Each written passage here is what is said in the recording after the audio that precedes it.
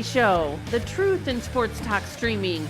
When you want unbiased opinions about your favorite team without the spin, all you have to do is find the Monty Show, streaming live and available 24 hours a day, 7 days a week on YouTube. And now, here's Monty. You just can't. You just can't let stuff be. Why do you have to be like that? You just can't let stuff be on the Monty Show. Presented by our good friends at The Advocates, theadvocates.com. The best injury attorneys in the business. We tell you every single day it's The Advocates, where you never pay a penny unless and until they win your case. And I always say, when you get in an accident, a car accident, a motorcycle accident, maybe you got hurt at work, the chaos in your mind, the inability to sleep because you're scared or you're worried about your income providing for your family, you just don't need to put yourself through that. Let The Advocates take that off your plate. The best service The Advocates provide on a daily basis is peace of mind at theadvocates.com. Chat with an attorney for free right now. Theadvocates.com. Hi, Jake. How we doing? It looks like we may actually get some finality in ACC expansion. The Pac-12, obviously, with their situation, what is going on with Pac-12 implosion. I mean, I think there is a better than average chance that we see the end of the Pac-12 this week. There is a very, very good chance. And I guess the question is, where do we start? And I think we start with breaking news in the ACC, and that is that the ACC is very close to expansion. As we told you on the show yesterday, and as Pete Thamel, ESPN College Football Insider, tweeted today, Calford, is that what we're going with? Stanford, Cal, and SMU are very close to being added to the ACC. And I think one of the more interesting parts of this equation is that SMU is now willing to not take 5 years, but according to Pete Thamel, 7 years of no media rights payouts, which allows the ACC to compensate Calford, Stanford, and Cal, because as our sources told us yesterday and we reported on the show, Cal is in no position to take zero money. That just is not an option. Stanford has made it very clear that they do not want to do that, but they would be open to it. Well, now with SMU, and I don't know in the history of sports that we have ever seen somebody so desperate to get into business with somebody else as SMU is with the ACC, that they are willing to take 7 years of zero media rights payouts. That money will then be split in a full share to Stanford and Cal equally, which means everybody in the ACC is making a ton of money. It makes too much sense. So, Jake, does that mean it won't happen? Yeah, I think that the financials on this whole situation are crazy. I mean, the idea that we have any institutions willing to take 7 years of no media payout is absolutely insane to me. And I've always maintained that SMU having that position, really highlights, institutions' desire and I guess priority on being in a P5, even if it means you're not getting paid, because then you can sell that and you can make money other ways on being in a P5. So I look at it and I say, yeah, like SMU is kind of that thing that is allowing all of this to take place because, the ACC has to be able to pay for Stanford and Cal. And it's really still, I think we can't forget about this concept of, it's amazing we're even talking about Stanford and Cal being in the ACC just on its face because of the geography.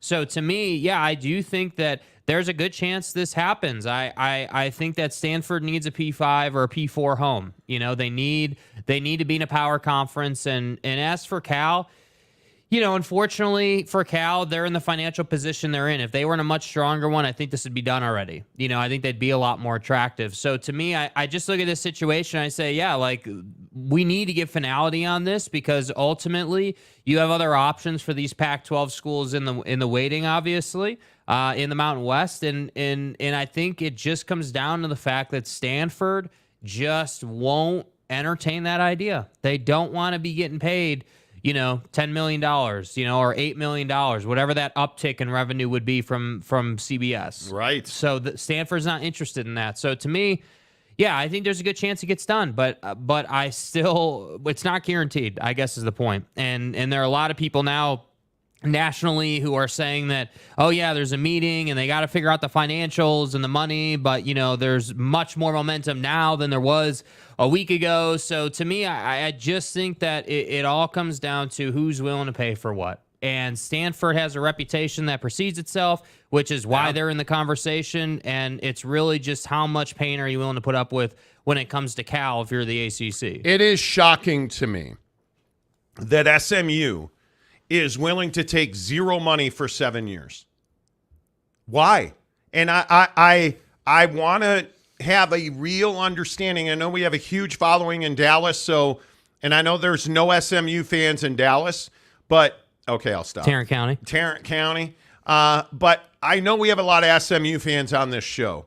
I want to understand this. Why are you okay giving away potentially $280 million at a minimum? Why are you okay with that?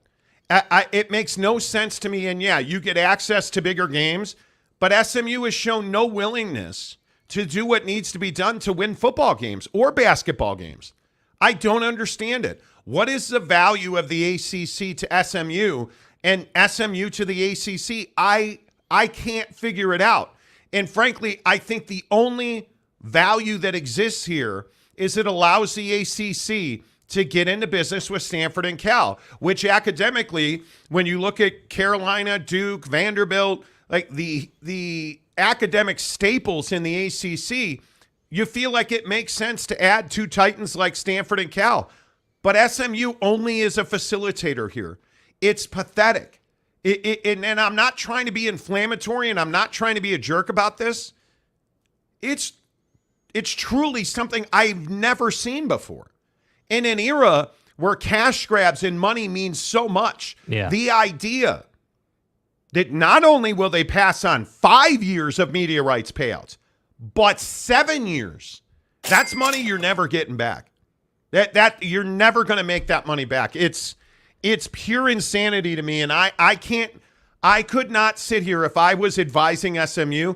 I could not sit here and advise them to do that. Well, and that's why I say I'm just curious what their strategy is, because I have to think that they're in the camp of, okay, the status of being in the ACC would allow us to do other things and make money other ways. And again, it continues this narrative of, hey, if you're just getting paid on TV money, you're not getting paid enough money. You're not doing a good enough job of generating revenue. And that's what I think the conversation really is with ACC expansion, where it's like, okay, we have schools that are in different financial positions. SMU is a school that has to forego revenue to even, have a seat at the table. Stanford is a institution that everybody wants academically, but has some reservations about geographically, right? So every school has a different challenge, but I think that what all kind of brings them together is a P4 status, being in a power conference. And so for Stanford, it makes sense because Stanford was already in what was a Power 5 conference. But for SMU, I want to understand the play, because a lot of times we sacrifice things to get opportunity in other ways. Hey, I'm not going to, like with the Apple deal for the Pac-12. Hey, you're not getting, guaranteed money up front, but Apple's projecting that you're going to sell all these memberships and it could be better than what the Big Ten has, right? Like that was the Pac-12's play allegedly. So we're seeing schools get creative, but I don't believe that SMU is going to come out here and just all of a sudden recoup, a $30 million TV distribution. Yeah, I don't see it. That's crazy. I don't see it. And you're going from what, $8 million, I guess, was the payout for SMU last year? You're going from $8 million, which is not an insignificant amount of money. For SMU, that's a good amount of money. You're going from $8 million to zero for 7 years. Yeah. You're never making that money back. You're not. And I 8 point whatever, I think it was $8.2 million is better than $0.0 million. Yeah. It's insanity to me. And again, I simply of SMU, and if you watch this show on a daily basis, you've heard me say this 1,000 times. SMU has not been relevant in the AAC on any level at any time. What makes you believe you're going to go to the ACC and all of a sudden have access to what, the college football playoff? Yacht your goddamn mind. Yeah, maybe because that's not happening. Maybe that's part of their thought process, and I don't even disagree with you. But maybe that's what SMU is saying. Because I'm not trying to say that their angle is smart. That's not what I'm saying. I'm just trying to define what the angle is. Because it really, when you make decisions like this and you take, unconventional approaches to business and college athletics, like, we need to understand what you're trying to do here. So are you just simply trying to get a certain status so that you can sell, or are you saying that, hey, if we get Power 4 status in the ACC, we're going to recruit better, and then we can, our donors, I think you said that was the the nomenclature they wanted to be called, donors, our donors can help fund our athletic that's what I'm saying. I just don't quite understand what is the why outside of being. I don't know. It's different when, like, with San Diego State, you could at least with San Diego State be like, okay, this is a program in the Mountain West that you can see projecting into the Pac-12 and having success on some level, right? Like, you could see that. You could see them being maybe even a mid-table team in the Pac-12. SMU just hasn't done anything. And so you're basically joining a conference with the notion that, yeah, we'll do something once we're in a conference. Like, is that what we're saying? Because I think that's tough to sell, but clearly they've accomplished selling it. All I'll say is SMU better continue to build their basketball program, because I think football is so far and beyond down the totem pole in the ACC, and that's in a non-football conference. And I continue to go back to this question. When was the last time a G5 went into a game of consequence late in a season and won a big-time matchup? Yeah. And it just does not happen. It has not on a regular basis, with some one-offs. And again, Appy State, Michigan, that was in September. That was not everybody wants to point to that as like the bell cow, and hey, that was a one-off situation that happened in a very small space in time. It's not something that happens on the regular, and I don't care if it happens in September. I'm talking about like college football of note. And Tulane, we talked about this on the show yesterday, Tulane beating SC in a bowl game. Do you really think that bowl game was anything more than a scrimmage? Yeah, isn't it the ultimate marketing angle? Hey, we beat SC in a bowl game that SC wasn't even really interested in. I'm amazed by it, and again, I will say, SMU had better continue to build their basketball program, because that's all I can think that SMU's interested in. But do we see SMU behaving the way Brett Yormark is in the Big 12? Do we see SMU trying to put together other opportunities outside of TV, like tournaments or other stuff that might make them and whoever the participating schools might be? Because that's all I can think. Like, I sat around last night and I'm like, okay, what is the angle? What are we trying to do? Like, I understand on its face you want to get into a power conference. I get that. But to what end? Because again, with San Diego State, I understand it. Even like a Boise State, I understand it. You get it. Hey, you're a good program. Like, you need more reach so you can grow. Okay, I get that. But SMU, to your point, yeah, they've done a bit in basketball, but it's not like they're a power basketball. Like, they're not Gonzaga. No, but they had a decent argument, and we talked about this again. I'm sorry to be redundant. SMU had an argument for the tournament. They didn't get in. But do you see what I mean? Because they're again, on the fringe. they don't have brand. They don't have sway. And I'll go back to their donor money. Their donor money means nothing in the NCAA tournament selection process. I am amazed that you're talking about donors willing to spend, and we talked to one of the biggest donors at SMU a couple of weeks ago, and he said we have $200 million in a slush fund to support athletics because we want them in the Pac-12 or the ACC that badly. And when I said, well, for what? There was no answer. Because I think everybody recognizes that within that, and let's call it 7 years, within that 7-year window, will they be ranked in the top 25? Will SMU football, in their first 7 years in the conference, when they're taking no media rights dollars, will they be ranked in the top 25 one time?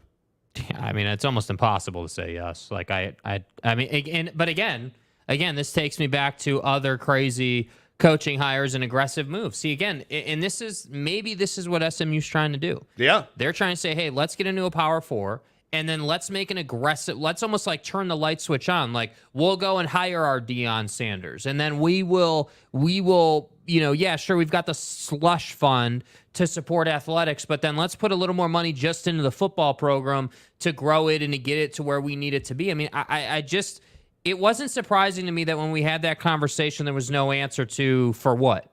For, like, what are you going to do in the ACC? Are you telling me that your basketball team is going to contend with UNC and Duke and Virginia and, all these awesome, like, come on. The SMU contingent that hangs on to TCU wins in football or Houston wins in basketball. What does the win over Houston mean? Well, Houston wasn't a Power 5 program. Houston was not in the Big 12. Houston has not played a Big 12 basketball game. Houston, yes, was one of the best teams in the country. It's a good win. What did it get you? And I continue to ask this question. It goes back to Tulane and USC. It's great Tulane beat USC.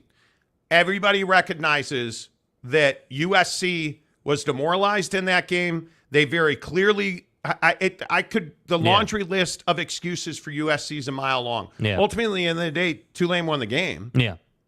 But is anybody crying or bleeding heart for USC at USC about USC? They're not. No. That game was of zero consequence. USC had their sights set on bowl game and big bowl game wins. And what did it get Tulane? Because Tulane's not in anybody's conversation. They're not in now a dead Pac-12, which we're going to get to in a minute. They're not in the ACC. They're not in the Big 10. They're not in the Big 12. They're nowhere. Yeah, it feels like they missed the window again. And they beat USC. Congratulations. Yeah. And it's meaningless. If that game was in November, I could at least make an argument it had an impact on USC's season. The bowl game had zero impact on USC's season. They're a top 10 team. What are they, 6th in the country right now? We haven't even played a game.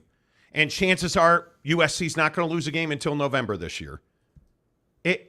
I have nothing against SMU. I just don't understand that this is a complete loss. Yeah, and I think SMU fan takes it that way because it sounds negative, but it's not negative. It just is like, it's like, dude, like I'm trying to understand. I would love for someone to explain to me what the angle is, because again, if you were taking the TV money, then I could say, okay, great. Yeah, you're going from 8 to 30. Totally get it. Dude. $22 million uptick. Yeah. I understand. But you're not getting that. And you're having to cover your loss of $8 million in addition to that. So we're going from $8 million to minus $38 million. Like, you understand that. So, yes, you're going to get the distribution, but you're not getting paid for it. So are you saying... You're giving away $31 million a year. Because if the payout was, the ACC payout's 39, I think, let's call it $39.5 million. Yeah. You were making 8. Mm-hmm. So you're not taking the 8. And you're not taking the 39.5. So excuse me, you're giving away $46 million a year combined. And at a minimum, you're giving away $39.5 million a year, which will probably tick up now, you would think. It makes no sense. So are you telling me that you have boosters who are going to cover, and let's call it $40 million, round up, $280 million over the next 7 years? My fucking ass. What are you getting for that? I am amazed by it. So if you go to the end, let's say basketball keeps upticking for SMU. You go to the NCAA tournament. What are those 6-year rotations on payouts? You're going to take no money from going to the NCAA tournament. So you got nothing out of going to the ACC And because I could see SMU building a basketball product. Now, hey, we get to play Carolina and Duke. Okay, I'm here for that. But for the next 6 years, you get zero money, even if you get into the NCAA tournament. Yeah. It's wild. It's wild to me. All right, let's compartmentalize. Let's keep on the ACC here for a minute. 20 minutes or so, we'll get to the Pac-12 news today. Stephen Smith, first one in, says, I have on my calendar a reminder for when the Pac-12, Big Ten, and ACC either formed the alliance or when the alliance fell apart on August 24th. I don't know if that is coincidence or something else. There never was an alliance. And this is, I think the alliance, the scheduling alliance and this operational alliance thing that you had with the Pac-12, the Big Ten, and the ACC was one of the greatest failings. Remember, there was never any paper on it, no contracts, remember no what George's agreements. answer was. He said, yeah, we have a handshake deal, man. Congratulations. You don't exist. It was one of the biggest failings in George Kliavkoff's disastrous tenure in the Pac-12. Back to the envelope calculations. Stephen, I think it's a very interesting point. Connor Cole for $4.99. Good afternoon, fellas. Quick question. If Emory Jones plays well with Cincinnati and their scary defense, what's your over-under on them? On to Cincinnati. Not high. Like, we had a long conversation with Scott Satterfield at Big 12 Media Days. He's absorbing, I think it's 4 wins. I think it's 4 wins. And we've talked quite a bit about Cincinnati, and I still maintain that Scott Satterfield's a fantastic hire. I think he's got an impossible gig. Yeah. Let's be honest about it. But if you look at Cincinnati's schedule, I mean, it's a meat grinder, dude. Just look at, East Carolina, there's 1. At Pitt, loss. Miami of Ohio, that's 2. Oklahoma, let's see what Oklahoma is, because that's a game you could potentially win at home. At BYU is a loss. Iowa State, that's 3. Baylor, that's probably a loss. Okie State in Stillwater, that's a loss. UCF, that's a loss. Houston, I'm a big believer in Dana Holgerson in Houston. I'm going to give you a loss on that. West Virginia, I think, should be a win. Yeah. And I don't care where you play that game. That's, what is that, potentially 4 wins right there. And Kansas, I mean, I could see beating Kansas at home. I could, but I think East Kentucky, Miami of Ohio, Iowa State is 3. I think West Virginia's 4, and maybe Kansas is 5. I think 5 is probably top of the mountain. 5 is a realistic over-under for that team. Yeah, I think it's going to be very difficult to go to BYU and win for Cincinnati, just because of the environment, the atmosphere. It's the first Big 12 conference home game at BYU. Cincinnati. I think Kalani is going to have them Cougs ready to just claw your jugular out. I think it's going to be very difficult. Cody Shipman, who's been a member for a month. Thank you, Cody. Appreciate that. What is the ACC? That's why they want to do it. It does raise the bar. The ACC is a basketball conference, is what the ACC is. Yeah. Does Stanford football and Cal football help? Sure. I think it makes them money off the field and court outside of academics. Yeah. I think anytime you raise the academic bar with number 3 in the country academically, Stanford, and Cal's not a pushover, I think that helps you. Mm-hmm. There's no question about that. But notoriety, for certain, it does. Aim for the Bushes gives us $10 to say, please, guys, no hate. Hey, guys. Just trying to give you the info you've been asking. You specifically asked, when's the last time G5 walked into Fort Worth and won? Well, we said in November, a game of consequence.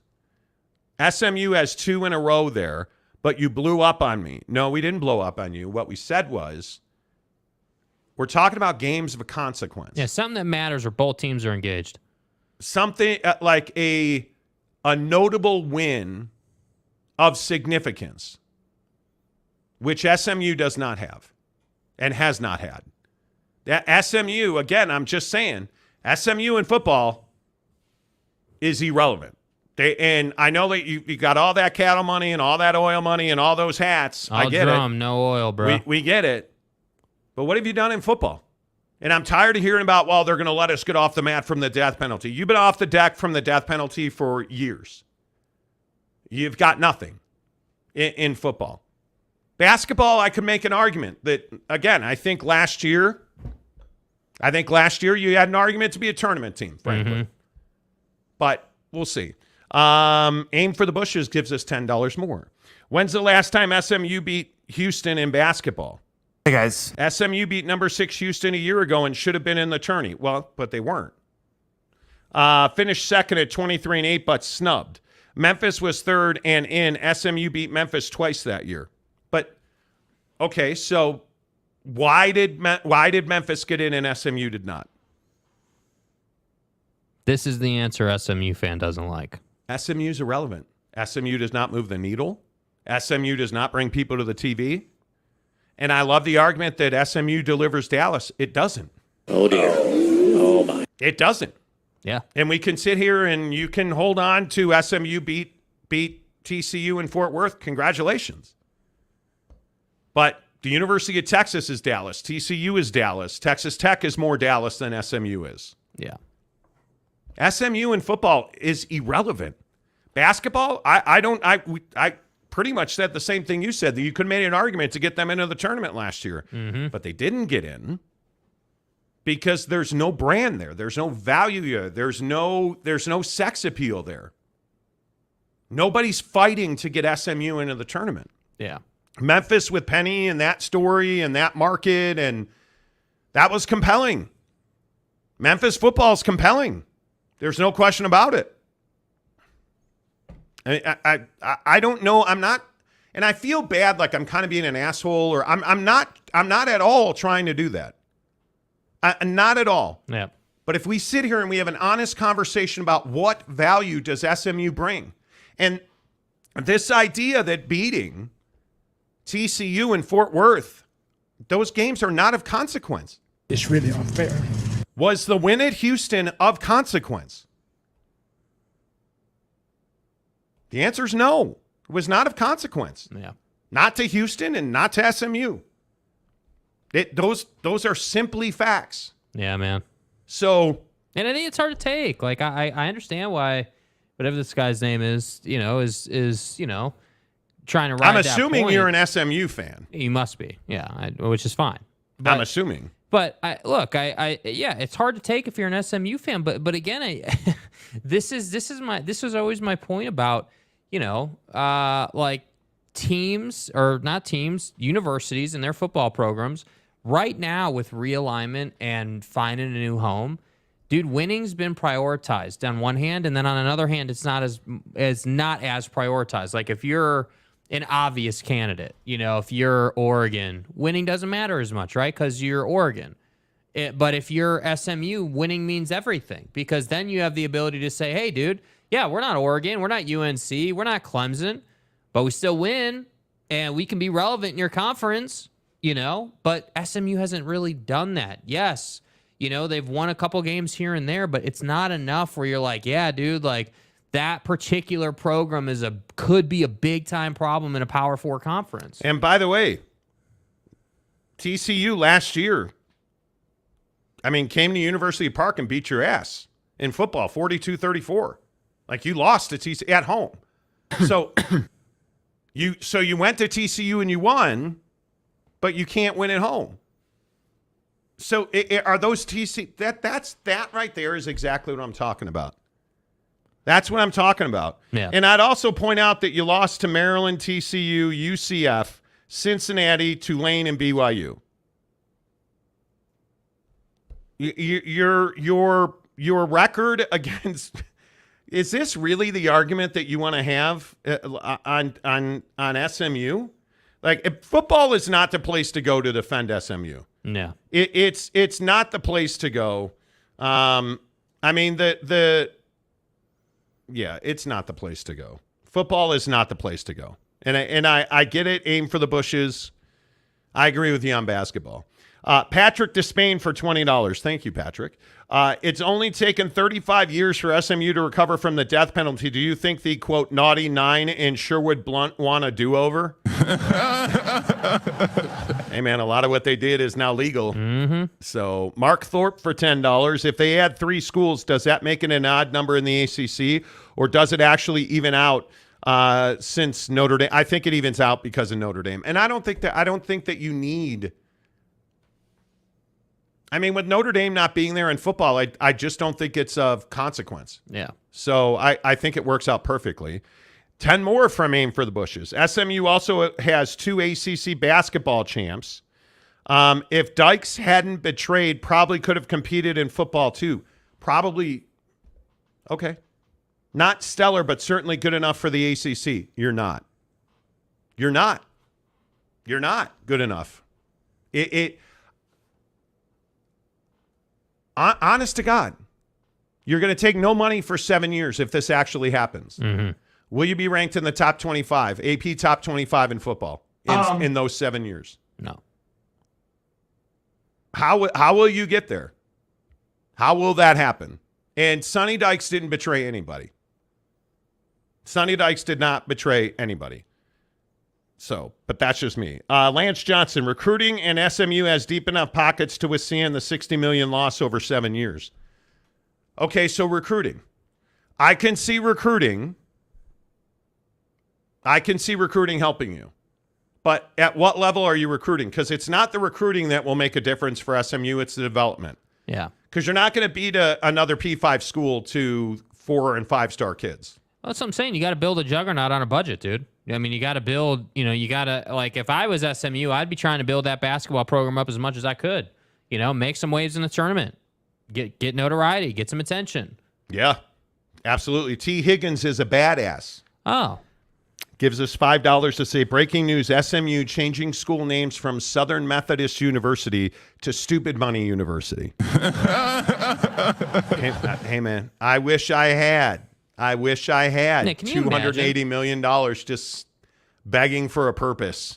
Hey, guys. I mean, if anybody would like to pay me $40 million a year, please just DM me.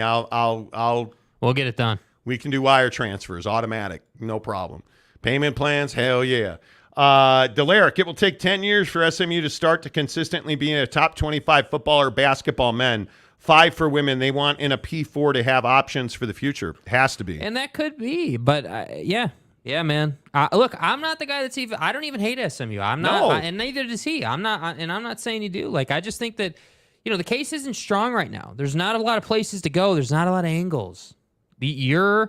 And I do think they understand this. Their primary value is not taking the money right now, and Correct. they've got to change that narrative. If this happens, you got to change that narrative over the next 7 to 10 years into, hey, yeah, SMU didn't take money for 7 years, but during that 7 years, they sold their ass off and they grew that basketball program to a point where they're a tournament team every single year. I mean, that's what you have to be in basketball to be known. Like, you at least got to make an appearance every year. Yeah, it's going to be fun to watch. I think this is, I don't know. I said yesterday this is as close as the ACC's been, and I believe that. I think SMU bumping to 7 years turns the Carolinas into a yes. And I think Miami will go. I think the Carolinas will go, and then it's a fait accompli. It's done. That's that was my a big opinion. word, bro. What? Whatever you just said. Miami? No. Fait accompli or whatever you just said. A fait accompli? Bro, like, I don't know what you just said. I believe you said a fait accompli. No, I did not say that. I believe you did. Donnie, man. you're out of your element. Yeah, review the tape, English major. Luares, what's up, my guy? Gives us $5. Oregon State, Washington State to the Mountain West. Gloria grabs Memphis and Gonzaga. Would be a best G5 football and Power 6 basketball league. Mountain West 4-bid league last 2 years. Gonzaga. Mountain West has been very nice. Very, very nice. And San Diego State's run to the final last year was freaking amazing. Amazing. And the funny thing is, San Diego State was willing to leave that tournament money behind to get into the Pac-12, which is crazy. Ryan Thomas for $2. SMU is the desperate easy girl in high school. Well, I don't know. I mean, let's not, Just so you can go to Pound Town. Thank you. Travis H45. If SMU gets in Power 4, add Marshall too. Seriously. Byron Leftwich still got a limp. That means nothing to you. You don't even. Were you boiling in the bag when Leftwich was being carried down the field? No, I don't think you were. Raven gives us $5 to say, in all honesty, Memphis is a much better addition to the ACC than SMU because Memphis brings the Memphis market, and people in Memphis watch Memphis. They do. Sounds like a lot of Memphising happening. Yeah, well, but Memphis also, you guys remember the BYU South Beach Bowl brawl? Like, Memphis doesn't care who you are. Memphis will slap the taste out of your mouth. They don't care. So Memphis has an edge and an attitude. Memphis basketball is a brand, however tarnished. But Memphis, I think Memphis is a really strong candidate that is very much Tulane in the fact that they're not getting in this round. And I don't know that they'll ever get in. Yeah. I think as fascinating as this round of contraction and expansion has been, the next round is going to be wild, dude. Yeah. Wild. You know. Charles Chamberlain wants you to know that, well, actually, fait accompli is French, Monty. Thank you. Oui. Boy, that took a real genius to know that one. Yeah, sir. we'll all get French bulldogs and shit. Fait It's great. accompli is German for you're dumb. It's a fait accompli. God, help me. Oh, he don't know nothing. Please get him a thesaurus. Yeah, fait accompli. Yeah. And stuff. Your mom. Yeah. Aaron Wilson. I'm a man. Dykes has more personal tech ties than SMU. No, I'm not doing this. You're trying to pick a fight. Field Crew Dirt Dr. Cheese. Well, what's up, Blue Cheese? Liberty next one to buy itself in. Liberty's got bread, dude. And Liberty, nope. Don't, dude. See, you're going to piss off SMU fan even more. Not doing it. OG Gary, what's up, my guy? What about Oregon State? Hopefully they make it to a P4. Well, there's funny you should bring that up, sir. There is a real good possibility that the Pac-12 loses its 4 remaining members this week, as we broke exclusively on the show. And by the way, do we get any love? Did you guys hit the like button and subscribe to the channel? Because, again, we beat everybody by 24 hours. I want it. Yesterday, because now Nicole Auerbach from the Athletic and Pete Thamel at ESPN and CBS. And Doesn't make you feel responsible. they're all reporting what good old Monty, the SMU hater, reported on his show yesterday. Are people Myron? They are Myron. So as we told you, Calford is headed to the – I have to think about it every time. Calford's headed to the ACC with SMU, and it's as close as it has ever been. If you watched the show yesterday, you know that. But another part of this is that Oregon State and Washington State are both in significantly more serious talks with the Mountain West Conference that, as we are told by sources, are happening now as we speak. And I don't know. I mean, it is a possibility, but it does not sound to me or seem to me, and I have not been told by any of our sources, that Oregon State and Washington State intend to meet with the AAC. It'll be interesting to see how this process plays out. But exclusively, we reported on the show several weeks ago that Oregon State and Washington State already have invites in line from the Mountain West Conference. It is simply a matter of checking the boxes and putting pen to paper, which we are told is a very good possibility this week. So when all is said and done, there's a chance that the Pac-12 could be dead by Friday. Close of business. The opposite of full. And if they lose Stanford, Cal, Oregon State, and Washington State, the tragic, unnecessary, self-inflicted death of the Pac-12 will be complete. Cold-blooded, clean, methodical, and thorough. And again, I sit here and I tell you, it is one of the great failings. It is one of the unbelievable, historical, never-before-seen incompetence in professional sports in this country. The absolute debacle of management that happened in the Pac-12 was all completely unnecessary. They did this to themselves from the jump. From Larry Scott not wanting to make a deal with YouTube and Google, from Larry Scott refusing to acquiesce to the demands of DirecTV to the point where this conference died on that hill, to George Kliavkoff and his Big Ten ACC not on paper handshake nothingness. Back of the envelope calculations. To back of the envelope calculations, to officiating misguided ways of footballing and throwing flags and stuff. Yeah. It's all self-inflicted. It's tragic. It's sad because the Pac-12 could easily, I think, have been the best athletic conference in the country with the most money, the most influence, the most brands, the most wins. It could have had all that. And yet, I think there's a really good chance by close of business this Friday, the Pac-12 will officially be on the clock for death. And it is shocking to me. We have been at times over the last 12 months in disbelief at the incompetence. Yeah, dude. But it's real now. And I never thought that I would say that it's real now. Yep.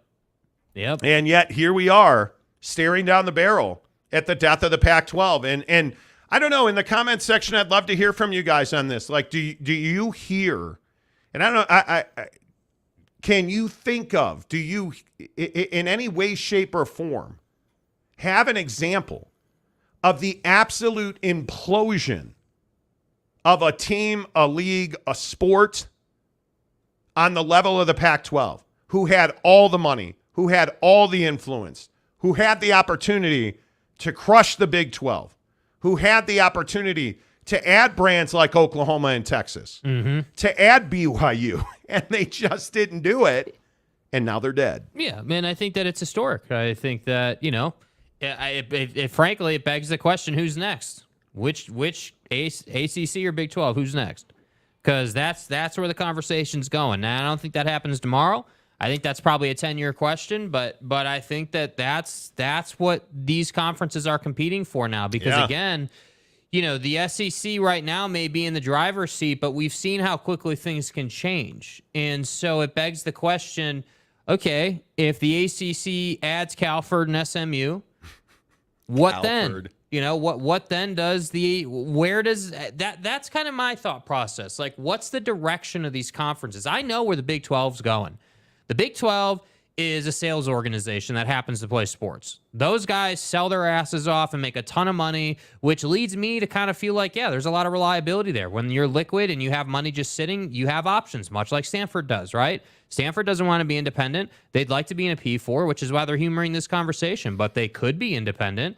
So the Big 12, to me, is the one that's got the more sustainable path, but I also think that depends on the willingness after this wave of realignment and expansion is done, the willingness of the Big 12 and these other conferences to expand yet again. That's going to be the challenge. Yeah, it is. It is remarkable, man. It is truly remarkable.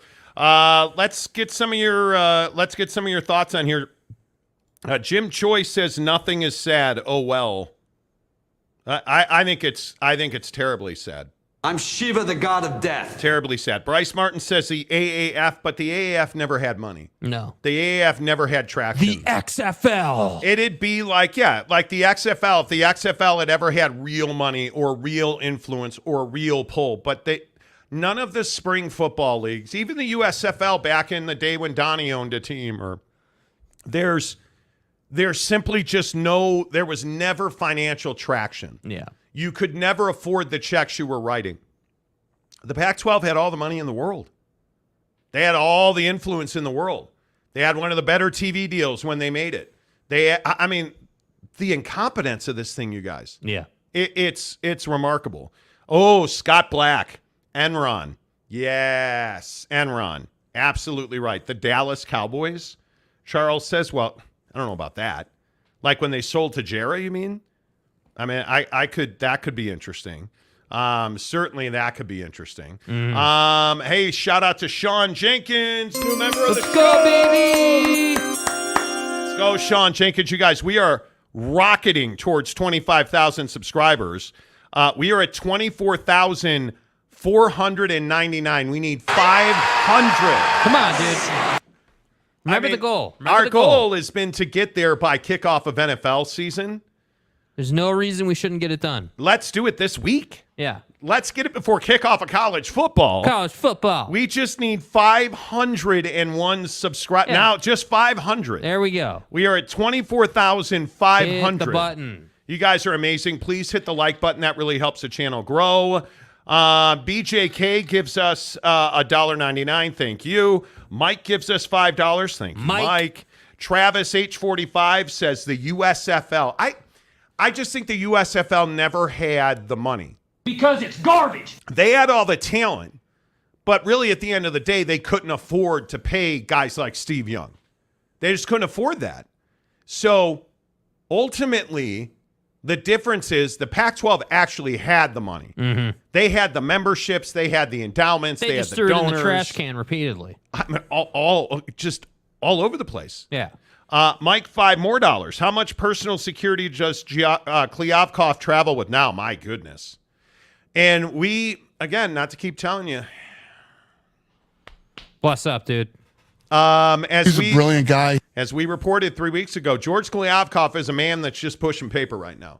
He does not have influence or say on any tactics. He literally is making sure that the light bill's paid, facilitating production, planning for this season, and that's right, it. T. He is just a facilitator at this point. Big Bad Brass Bulls. Hey, Bulls. I hear echoes of you saying the Pac will survive. You know, I think at one point it made a lot more sense for the Mountain West to merge with the Pac-12 and keep the Pac-12 brand. But I think that changed over, I would probably say the last 10 days. And I think that really came to a head Thursday? Yeah. When we really heard point blank, it doesn't matter what they do. We're not giving them an auto bid. Keep it real. If you merge with the Mountain West, that doesn't make you a P5. We're not going to give you an auto bid. And I think when you started hearing the rumblings that it doesn't matter what the Pac-12 does, they're not going to be considered or treated like a P5. Yeah. That's when all that came to an Well, end. and I think that's kind of the conversation we were having Monday on the show, where it's like the SEC and the Big Ten are really trying to take control here and really try to determine the path that's laid for the bigger picture. And I understand that. I mean, how could you blame them after all the winning that's been done in those two conferences and after everything they've done in football? Like I would almost expect it. And so even if the Pac-12 had found a way to add San Diego State and everyone had stayed and everything, I still think we're talking about that conference changing a lot as the years goes on, because again, the revenue wasn't going to be there. I mean, let's say that they had survived and the Apple deal got done and that was their setup. You're still going to have Oregon and Washington trying to court the Big Ten. You're still going to have these other programs trying to get to better situations. Yeah. And so that's why I say I just think that the reason ultimately I think the Pac died is because everybody was already looking for greener pastures in the prior years. 100%. I agree 100%. And I think you look at J-Rod. The Pac equals the SWAC, Southwest Athletic Conference. I mean, look at the Big East. Think about the old Big East when it was Big East basketball and dead. I mean, it's. I think the Big East is probably the best one. Yeah. I think the Big East is probably the best one. That's a good one. That is a really good one. Too much gravy for the biscuits. SMU gets paid with hay, not dollars. That's right. Take it easy. Tanner, do you have sources from that Taco and Tech? At Taco and Tech? Sure we do. Yeah. I don't know what Taco and Tech is. I don't know. Phil Venzor. Wonder if the Mountain West will gain more TV viewers. I don't know. It's interesting. I thought it was fascinating the other day, and I think we still have the bite, where Kirk Schultz talked about, and I don't know which one it is, but Kirk Schultz talked about their three options and that Pullman wasn't a good enough or big enough market. We have three options that we're pursuing. One certainly would be to seek membership in the Mountain West Conference. One would be to seek membership in the American Athletic Conference. And then the third option would be to sort of reconstitute or rebuild the PAC I'll say PAC X. Right now there's 4 members left, but that could change literally within hours. And so I think each of those we're pursuing in a parallel pathway. And we want to evaluate what's going to be best for WSU, what's going to be best for our student athletes, what's going to be a good academic and athletic fit. And I think one thing I want to remind everybody is also, we want to be in a position where we control our own destiny as an institution and are not. Yeah, that's never going to happen. That's never going to happen. And I thought it was that one, so I apologize. But, you just don't have a lot of value. You don't have a lot of sway at Washington, or excuse me, WSU. Who calls it WSU? Dude, hell out of here with that. Nobody calls it what WSU, man. The Palouse, Wazoo. I know. This is really rocking the boat and reinventing the wheel. How about Washington State? Yeah. Oh wow, let's get crazy, bro. Let's get wild crazy here, dude. Right? But it's remarkable to me that he talks about controlling your own destiny. You're flipping broke, bro. Washington State is in a hole. Again, I'll go back to what was it, June or whatever it was, when their staff had a sit-in and threatened not to work over the athletic budget. And Kirk Schultz issued a statement saying there's a hiring freeze and a spending freeze until all things are analyzed. And you're Cal, but you're not getting a payday. They are. Ooh, you go to the Mountain West. I mean, you're probably getting.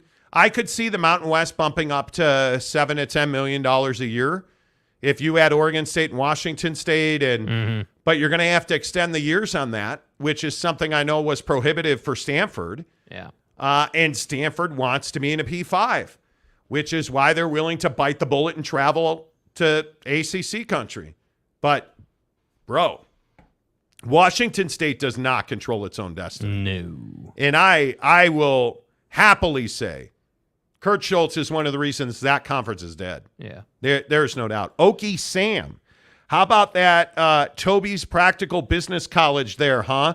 Yeah, way back in the day. And I think Toby sent that to me today. Way back in the day when there was a record of like their first games, it was Toby's Business College. Hey, guys. Or something like that. I get a lot of notifications, but yeah, that was hysterical. Because we always say like Waxahachie State, Institute of Nail Salons. There on the schedule, there was Toby's Business College, which I thought was Okie, that was amazing. It's amazing. Bryce Martin.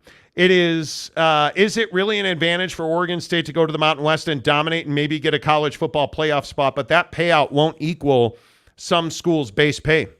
But what else do you do? Because I think there's a chance that Scott Barnes leaves Oregon State for Washington. Yeah, dude, you're talking about a massive step down, bro. It is a huge step down.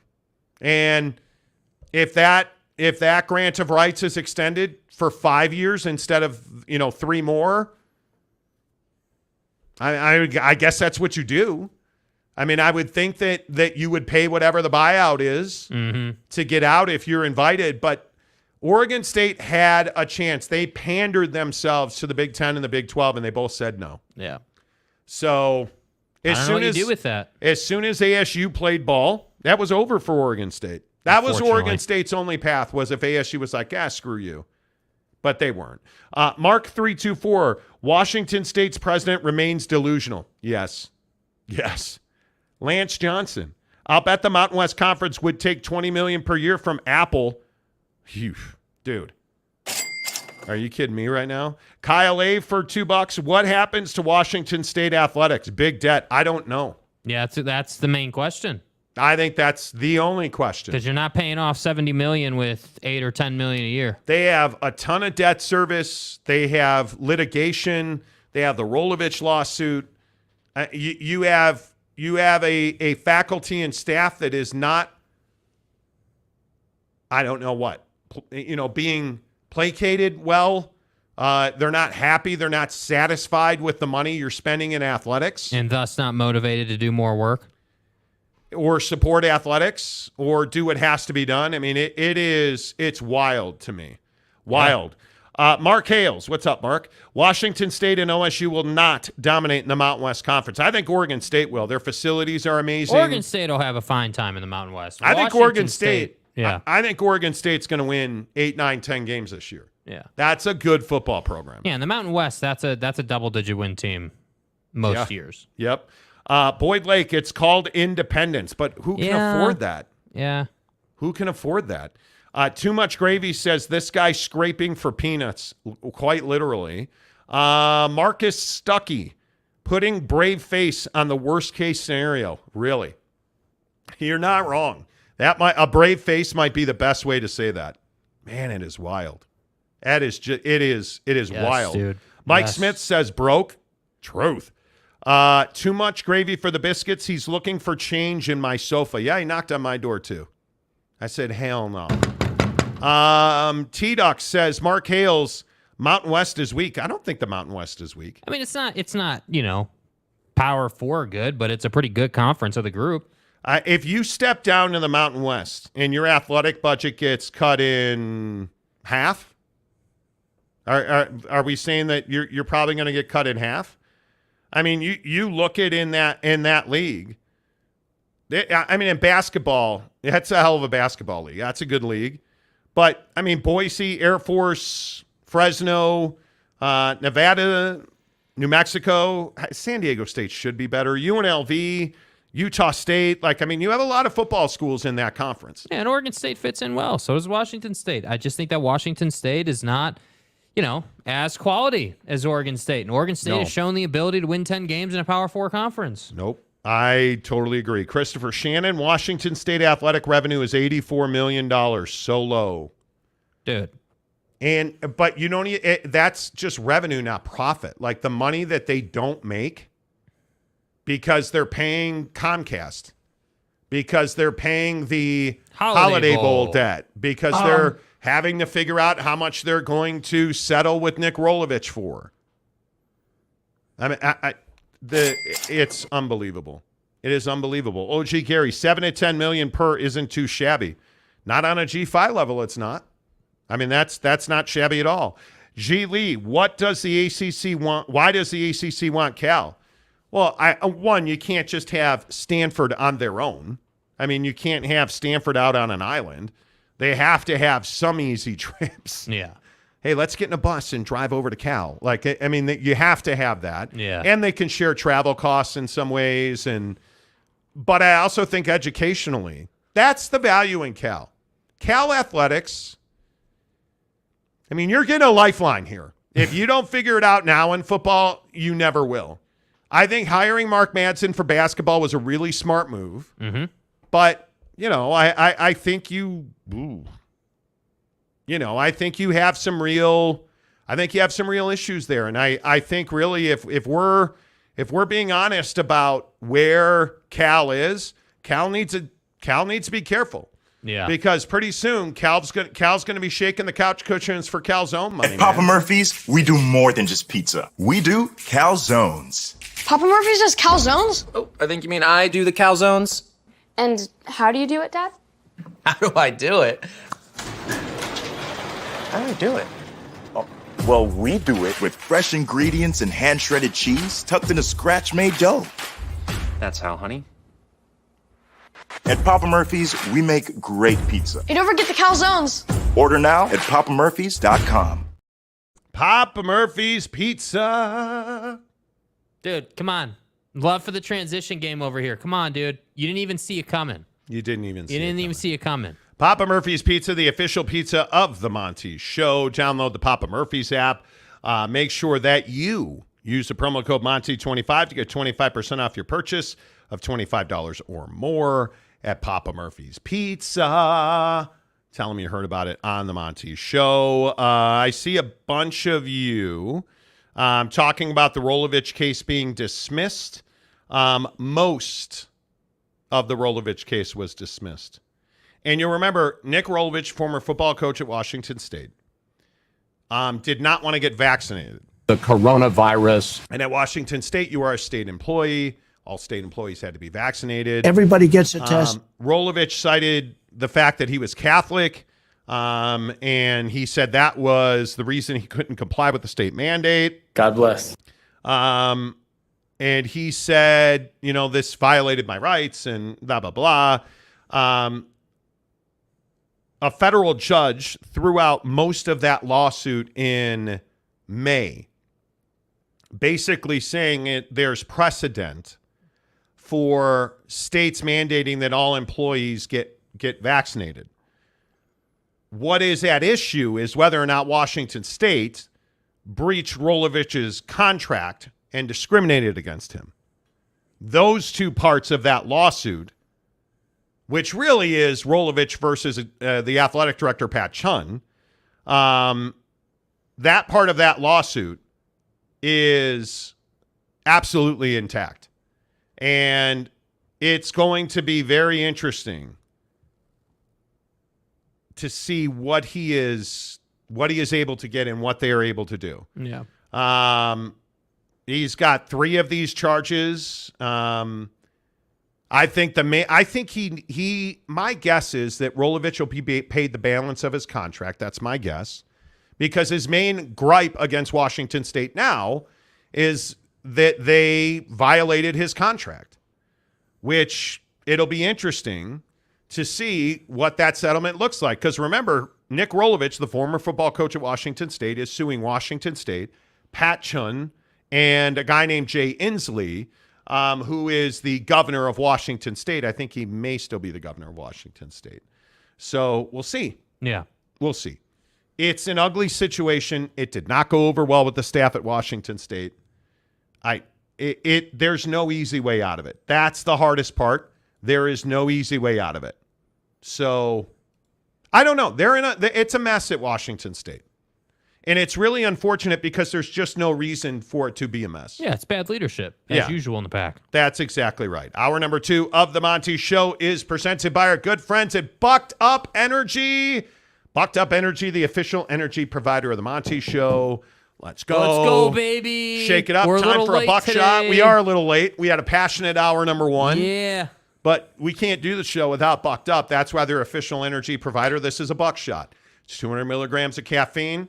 They give you those neuro troops that help you, that lift your mind. And that's what I love about buckshot. It gives you energy, but it also gives you that little mental lift. You don't get crashes. You don't get jitters. You just feel like you can knock out that TPS report, that pivot table.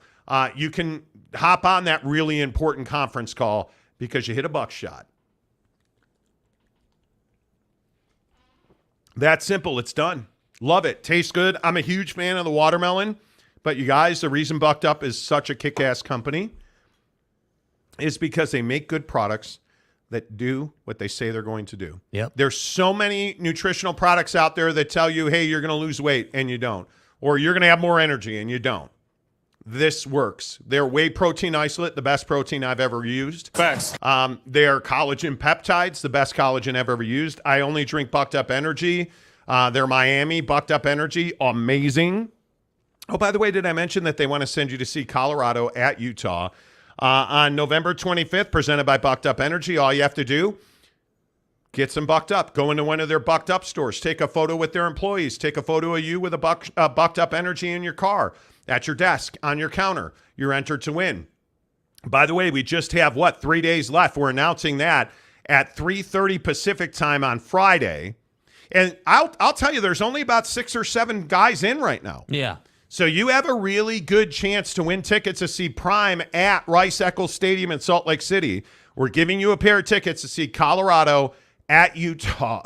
Excuse me. All you have to do, hook it up with Bucked Up, take a picture, tag us on social, The Monty Show, SLC Jake, The Monty Show, SLC Jake, Twitter or Instagram. Picture of Bucked Up. If you make an order online, use the promo code Monty20 to get 20% off at checkout. Screenshot it. Send it to us. Do You're it. in. Do it. You have a really good chance to win Colorado at Utah tickets. Come on, man. On November 25th. All right. Let's get back to your thoughts. Let's talk about the biggest stories in sports today. What's a bigger story? Is the ACC expansion picture, or is it the death of the Pac-12? Because I think it's really close. I think, obviously, they're there's no way around the fact they're related. Because if we get ACC expansion, the Pac-12's dead. Right. If we get Mountain West expansion, the Pac-12's dead. I don't think there's any way now. And I can't remember, somebody was saying that we have talked for the longest time. Man, I think it's going to make it. I think it's going to make it. I think it's over. Now today's the first time where I'm hearing enough where it's like, yeah, it's over. It's over. And I think we started leaning that way over the weekend when we were hearing that there was a lot more conversation behind the scenes at the ACC. Because this is what happened in the Big 12 too. Yeah. There was conversation behind the scene. I need this. You give me a few more peanuts. I'll give you some broccoli. Let's get the deal done. Right. What did we hear in the Big 10? No. We're not doing it. We're not doing it. We're not doing it. Okay. Well, what if we take, fewer leaves of spinach? Guys. And hey, guys. We also give you guys some free Nikes from Uncle Phil at Oregon. All right, done. Let's do it. So it's no. Okay, done. We're out. Pack everything up. We're out of here. Right? It happens like that, but it really doesn't, because we heard over this weekend there were a lot more chatter behind the scenes, a lot more conversation. Notre Dame, and we've talked about this ad nauseum on the show, that Notre Dame has really picked up their influence in this process. And I think last week it was to the detriment. Right. And I think Notre Dame now has really worked closely with Stanford and Cal to try and ease the consternation. And I truly think that SMU's willingness to go to 7 years, which makes it far more profitable for the other members of the ACC to bring in Stanford and Cal. Because now they're not paying 2 full shares. They're paying 2 half shares, so they're getting 2 teams for free. Yeah, that makes perfect sense. I think that's why you're seeing that ACC expansion is now possible. Yeah, and I just think that, Stanford's too valuable of a brand to be going independent or to be going to the Group of 5 system. I just, again, I've been the one that's criticized them for not really doing much in athletics in football and basketball recently. Not to say that they don't have history, but I've criticized them for that, and I think it's just. But at the same time, they're also an incredibly valuable brand that I think the ACC would be happy to have. So to me, I look at it and I say, yeah, there's a reason that the ACC maybe is a little more incentivized, but I just think that it's not a long-term 20-year solution. It's just for now. Yeah. And I think that what remains to be seen is what's next. That's what I'm really curious about. I don't know. What does this do to the ACC? Does this, and I think this is one of the major questions here on the Monty Show as we talk about ACC expansion. And if you're just tuning in, what we talked about yesterday and what we reported yesterday on the show now looks like it is going to happen. Pete Thamel at ESPN, Nicole Auerbach at The Athletic, Dennis Dodd at CBS, Ross Dellinger at Yahoo. Everybody is reporting today what we reported yesterday, that Stanford and Cal and SMU are very close to joining the ACC. And the turning point, and from what our sources have told us, North Carolina and North Carolina State are now yes votes because SMU is willing to go to 7 years with no media payout. And Stanford and Cal will take a half payout, which is essentially $20 million a year for 5 years. So you're basically getting 5 years where you're paying for 1 new team, but you get 3. Yeah. And that's what's making ACC expansion happen. If SMU was only willing to do 5 years as they were last week, that wasn't going to work because that's not enough of a financial incentive to universities like Carolina, Clemson, obviously Florida State, obviously Miami. I think this has always been a money play as we've talked about it. At the end of the day, on all these situations, it always comes down to the money. Well, and the ACC was always going to try and leverage SMU for more, right? Weren't like, SMU, how does the negotiation always go? The person that has the thing they want, right? The person that's got the need is going to go to the person that has a solution. SMU went to the ACC and said, hey, we want to join your conference, and this is how we think we can get it done. So naturally, what did the members in the ACC do, right? Because, again, the commissioner can't act without the president's approval on all these decisions and stuff. Okay, presidents in the ACC said, sure, yeah, you can offer us 5 years. That's not going to get you anything. So what did they do? They forced SMU's hand, and SMU acquiesced and said, we'll give you 7, which then opened up options. So that's all this is, and it's just taken time. It's taken a couple weeks for it to unfold, as you would expect, because again, it's a lot of money that SMU is giving up, and everyone has their limit. A lot of people want to say, oh, well, SMU donor, and they got money, and it doesn't matter. I'm telling you, it does matter. I agree. We're talking about on a baseline, and we don't know if there's more money being given to the ACC or how much that is from ESPN, because, again, our sources in TV have told us that ESPN is willing to pay more money. But you think about the baseline's $40 million a year that SMU is giving up for 7 years. And you're talking about not including bowl payouts, not including tournament payouts, not including, extra revenue streams that conferences build. They're not getting that. They are not getting paid out for 7 years. It's a long time, bro.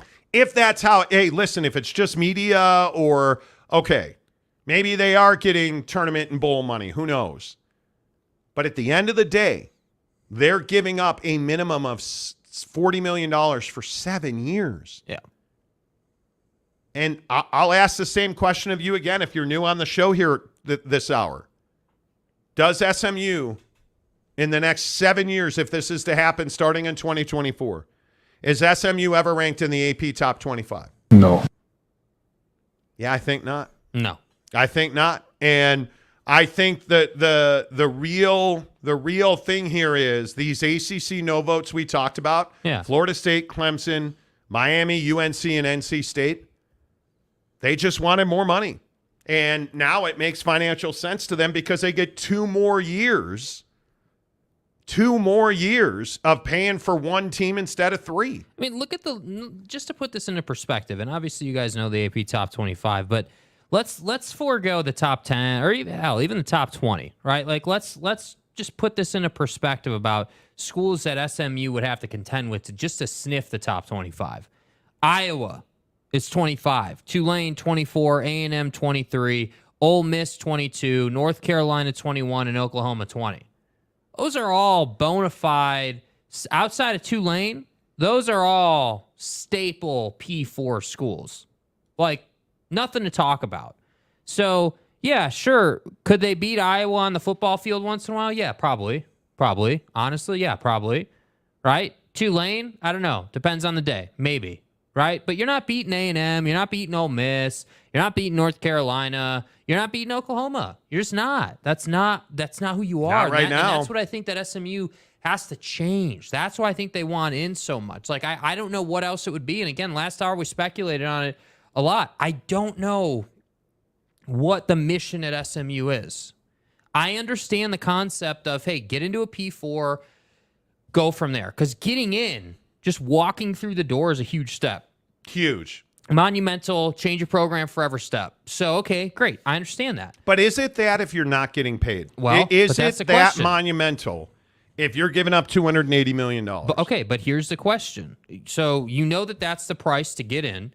How do you chop away, or how do you chisel away at that deficit? And that's what I think we don't know. That's what I think nobody in the national media is talking about. What is SMU's, what I would call a contingency plan? Okay, we know the price is this. We know the price is X. What's our Y? How are we going to sell more creative product to chisel away at that? Because what we're also not talking about is NIL money. We're also not talking about the transfer portal. You need money to do that.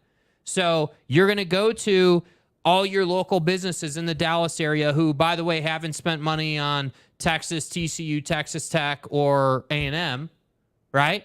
Like, you got to find businesses who are not associated with those schools and figure out how you can get them to spend on your program. So that's what I'm saying. This is no easy feat here. It's cool. You can gift wrap this any way you want, and it can be a nice little bow. But the reality is you don't have a great way to chip into that or to chip away at that deficit every single year. So the question's going to be, again, how do we make up, just on its face, how do we make up $40 million? Okay, the donors are going to cover that cost. Okay, great. Donors are willing to do that. Got a slush fund. They know how to make money. Okay, cool. So let's say you're starting at zero. Where do you go to make all that extra money? Where do you go to start profiting on your P&L sheet at the end of every season? Yeah. That's what I think we don't know. That's what I think will come out if this gets done. And, again, I think an important detail is, do they ever get access to tournament money inside those 7 years? Do they? That's a huge question. Yeah, I mean, is there any type of way they can weasel into some extra money? Because, again, I look at this football conference. If you look at what the ACC was last year, Clemson, Florida State, and I mean, Florida State was 5-3 in the Atlantic Division last year. North Carolina, Pitt was really, I think Pitt was better than people give them credit for. But Carolina was a 6-2 in the conference. They won 9 games. You look at Louisville, NC State won 8 games last year. This is a remarkably competitive conference, and I would grant you the Atlantic is far more competitive than the Coastal. But if you look at Duke, Pitt, Carolina, I think all won 9 games last year. You have Wake, NC State, Louisville, Florida State and Clemson all won at least 8 games last year. I think SMU is going to have an incredibly difficult climb in football. Yeah. But not to be redundant for those of you who are still with us, I look at SMU basketball.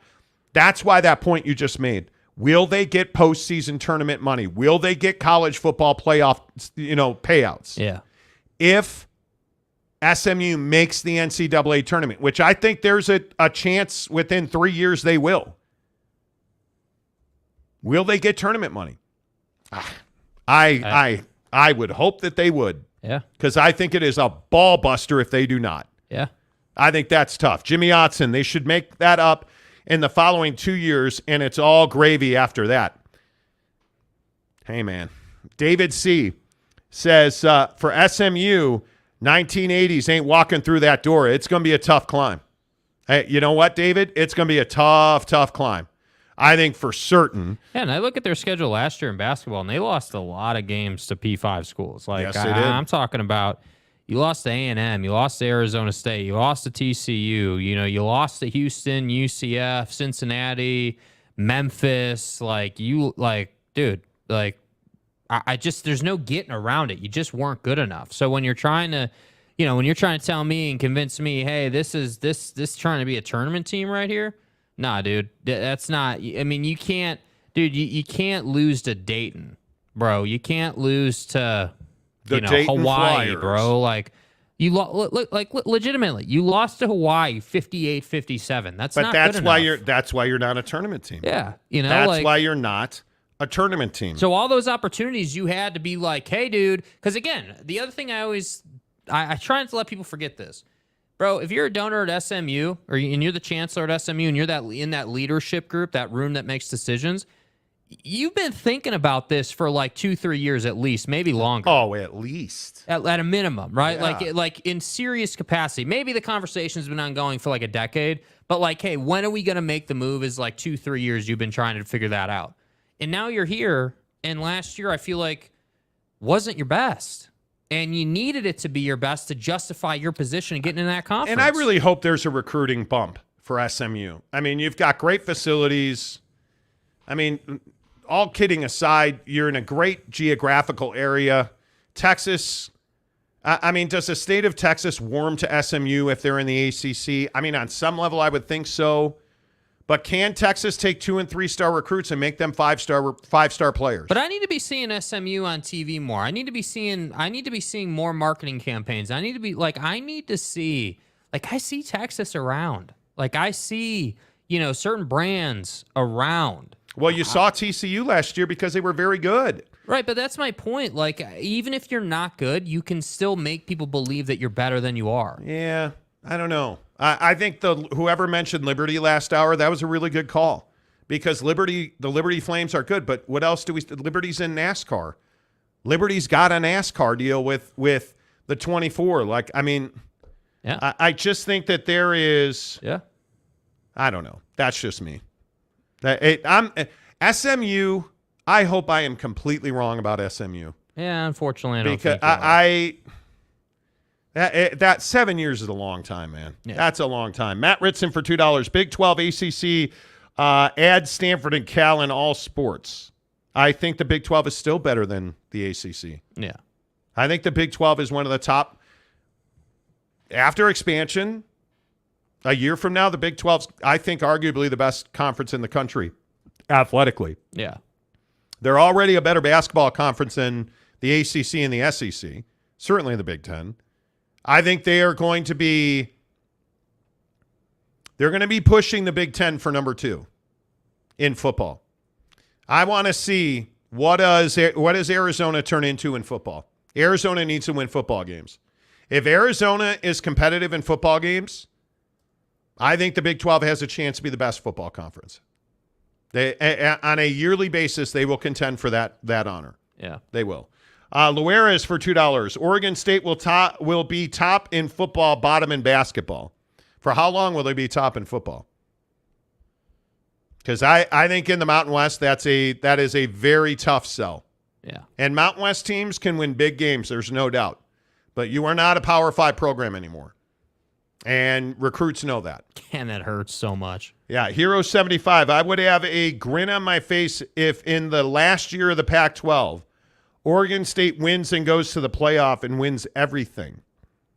Unlikely, but it would be kind of funny that the left out one wins everything. Oh, it would be amazing. Yeah, we can all hope, right? I think that would be amazing. I would love that. Now, what you should be saying is you should have a grin on your face when Oregon State kills USC's top 4 seed in the college football playoff. That's what you should be hoping for. That if you're an Oregon State fan, that's what you're trying to do. That's who you're going to be sitting next to. Yeah. When does Oregon State? I just want to look at this real quick. When does Oregon State have SC on the schedule? Is it late again? I don't want to speak out of turn. They have SC. Where are you? Where are you? Awkward silence. Hello. Because we don't have what we need. They play USC. They don't play USC. They do not play USC. At San Jose State, UC Davis, San Diego State, at Washington State. How do they not play USC, dude? So they'll be 4-0. Home for Utah. That's the game right there. It's prime time, FS1, September 29th. Yeah. At Cal, I think they'll be 5-1. UCLA 6-1. At Arizona 7-1. At Colorado 8-1. Stanford 9-1. Washington 9-2. At Oregon 9-3.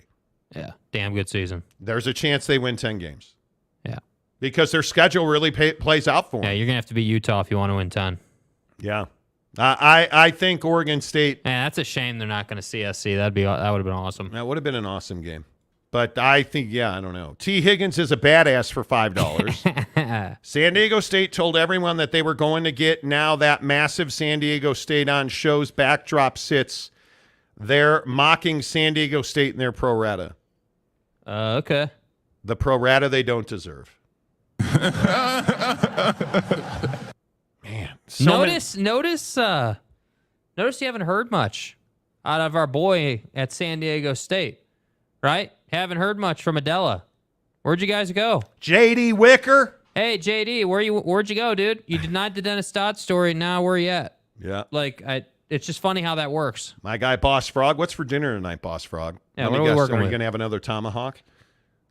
Boss Frog's in our members-only content on Instagram, and he put a picture of a tomahawk in there the other night. God damn.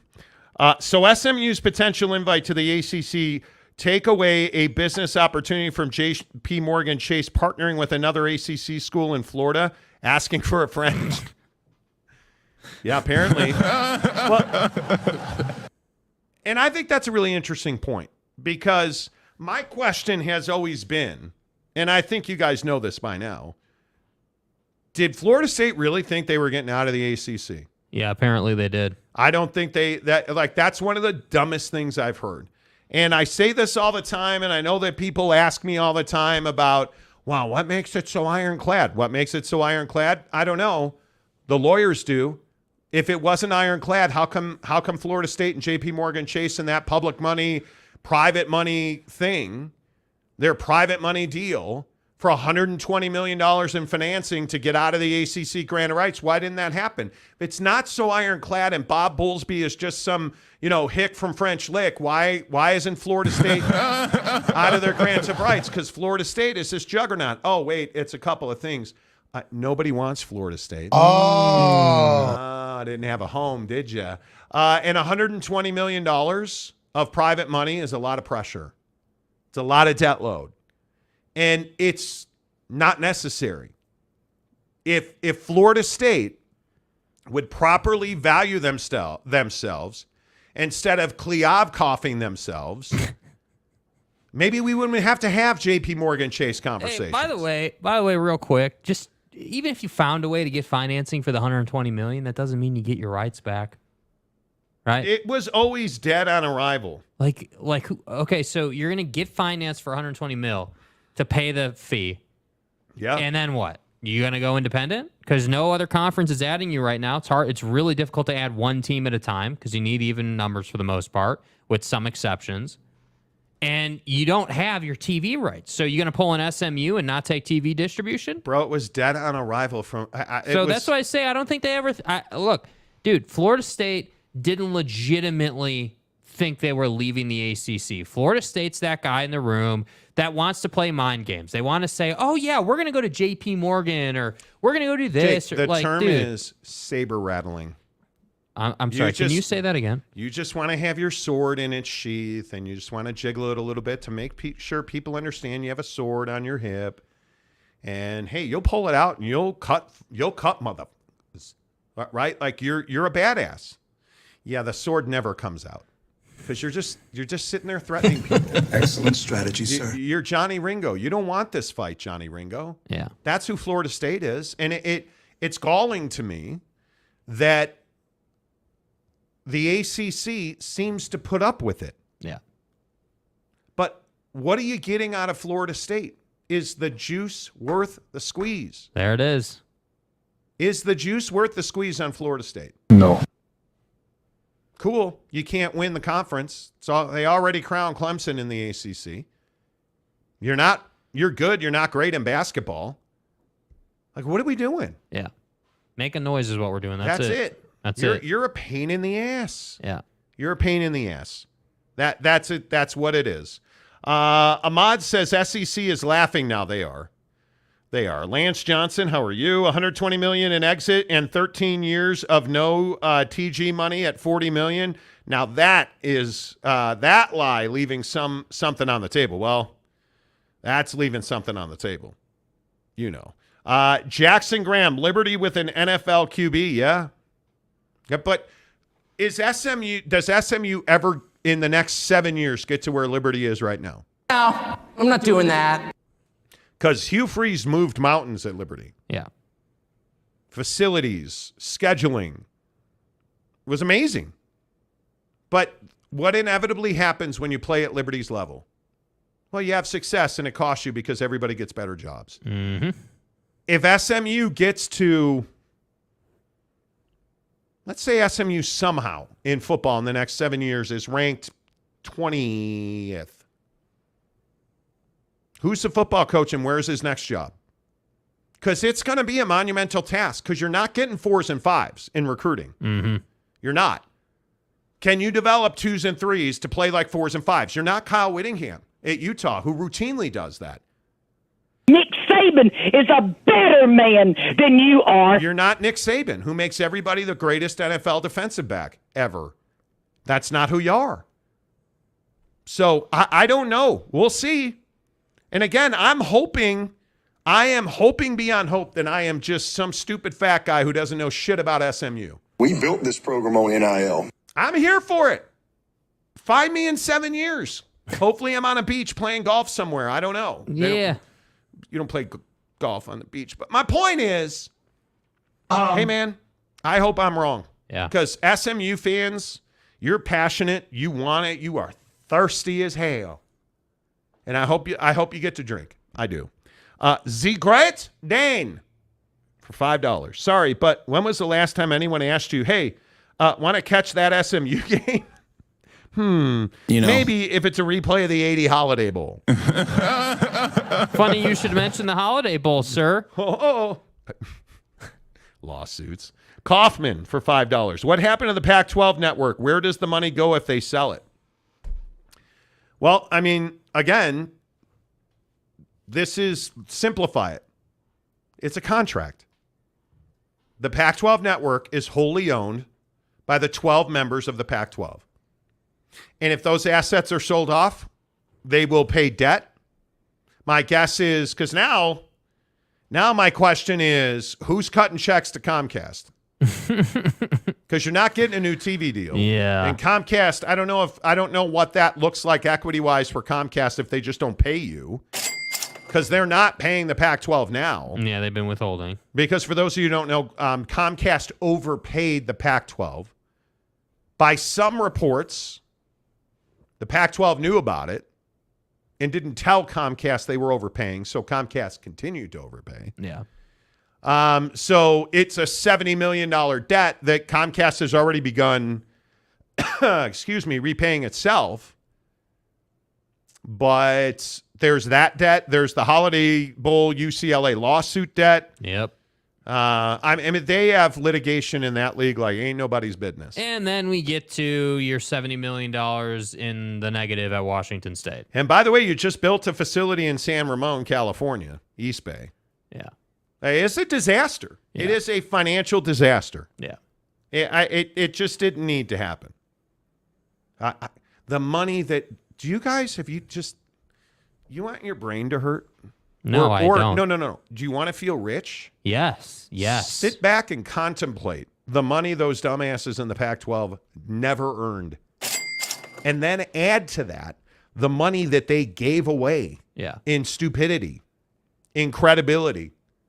Oh, well, yeah, we paid, what was it, $7 million a month for our San Francisco compound? A month, dude. Well, I think what we're going to do is we're going to move out of that compound. And we're going to build a state-of-the-art production facility in San Ramon. The answer is yes. And then like 3 weeks later, the conference is going to implode. Just think about that money alone. Wild. Not the private jets that Larry Scott flew on. Not the alleged hotel suites and no. Not all the games you produced that nobody watched. No. By the way, week 0, USC is going to be on major television, right? No. USC and San Jose State will be on Pac-12 Network. Because it's garbage. To the very end, you guys are going to be a bunch of idiots. Yep.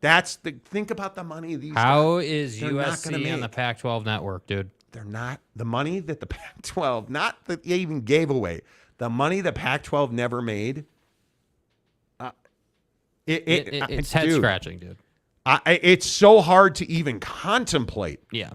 The money that they and the thing that comes to mind is that maybe they should all go to TridayTrading.com/Monty and get their bread back. Yeah. Because at TridayTrading.com, there are graduates who day trade full time make $1,000 a day. I mean, that's a lot of bread. That doesn't pay $7 million a month in rent. But anyway, the point is, TridayTrading.com, our good friends, changing lives every day. And it was so heartening on Monday to have a DM conversation with a listener of ours who went through the program and said, yeah, it wasn't easy for me, but, it's paying off now. And that's the story that's repeated over and over and over again at Triday Trading where, hey, I'm working a full-time job and now I'm in school. And because when you graduate the Triday Trading program and you realize I'm making $1,000 a day, mm-hmm. I'm going from financially strapped, like my name is Larry Scott or George Kliavkoff, to making $240,000 a year. Driving the car I want to drive, living in the house I want to live in, vacationing with my family. Maybe we're going to Disneyland. Maybe we're going to Hawaii to support our friends in Maui. Yeah. Because we're making $1,000 a day. Oh, you only want to do it part-time because you want to pay your house off early and save money. Well, you can do that too because part-time traders at Triday Trading, they're graduates who do it part-time. They work 90 minutes a day on it in the morning and program their trades. And then they go to work and they come home and count their Triday Trading money, and it's $350 to $500 a day.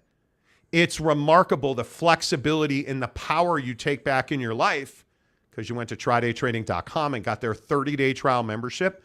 that costs you a $10 charitable donation. Get it right now. TryDayTrading.com/Monty. Make sure you tell them you heard about it on the Monty Show. Hey, real quick, I want to talk about Urban Meyer. Herbs. Pervin Liar. Have you guys seen this Swamp Kings documentary on Urban's teams at Florida? Right. Now, we had a huge blowout on this show about praise Jesus. God bless. Tim Tebow. And the thing that's remarkable about this, and I think it is fascinating, how much we overlooked because Tim Tebow was a role model. Yeah. And how much we overlooked from guys like Aaron Hernandez or the Pounce brothers because Tim Tebow loves Jesus. I think it's amazing how much we overlooked from Pervin Liar because Tim Tebow is a good man. In God's name, image, and likeness. It's amazing how much happened off the field domestic violence-wise at Florida that we overlooked because Tim Tebow's the greatest quarterback that's ever played college football. And he won Heismans and he won national championships and he inspired a generation. And then Urban Meyer got the job at Ohio State and Pervin Liar was born again. And domestic violence on the coaching staff continued and player disruptions continued and winning national championships and a dynasty was born. It all continued. And the thing that's amazing about the Swamp Kings on Netflix, and you should go watch it, the thing that's amazing, and I never thought I would say this, the Swamp Kings documentary on Netflix makes Pervin Meyer look like more of an asshole than we already know he is. And I didn't think that was possible. Never mind the Jacksonville situation. Never mind that he went to his sports bar in Columbus and left the Jaguars on a team flight while he was groping a hot blonde chick on video. Never mind any of that. It's just the fact that when you watch Pervin Liar on Swamp Kings on Netflix, he just seems like an asshole when he talks about how he treated his star players like star players. But man, those shitty players, I treated them like shitty players. Because it's garbage. Because what did he do at Bowling Green? Every single year, lopped off the bottom 25% of his roster. Mm-hmm. What did he do when he got to Utah?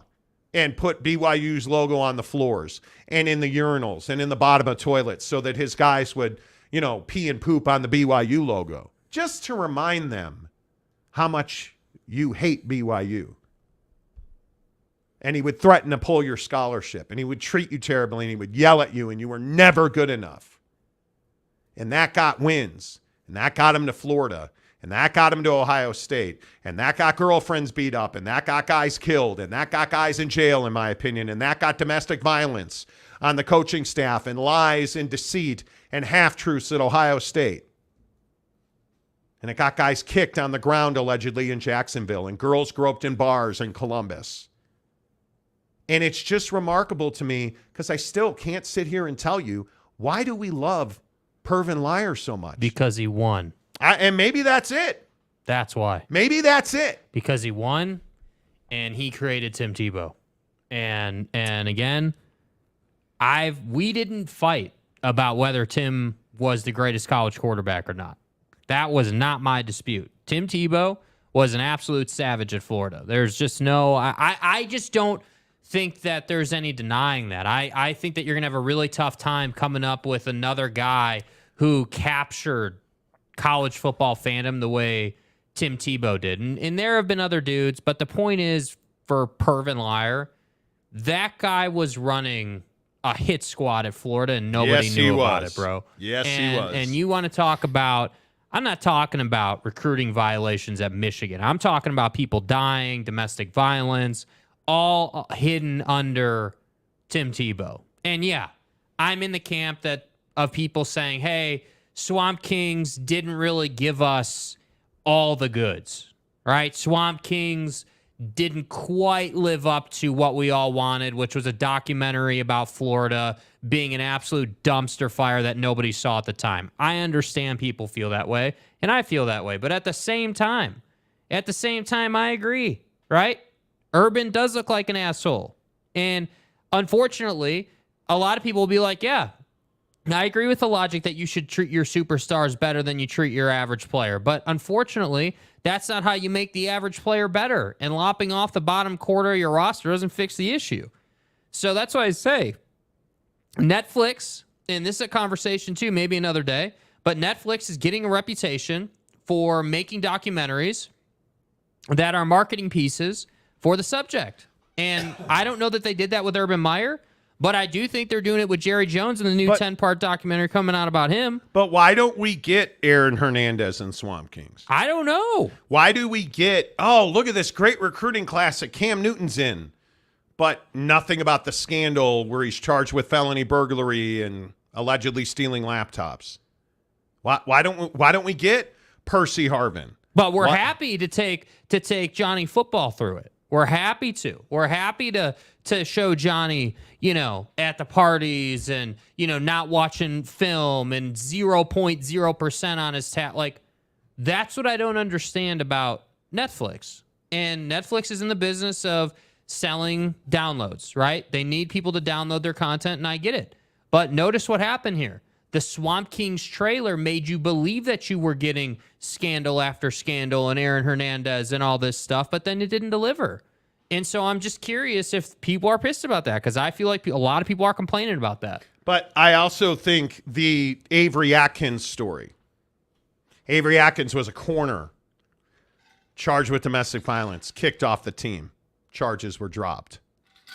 He later died. I think he died of a drug overdose. And Pervin Liar sits there and he's crying. Oh.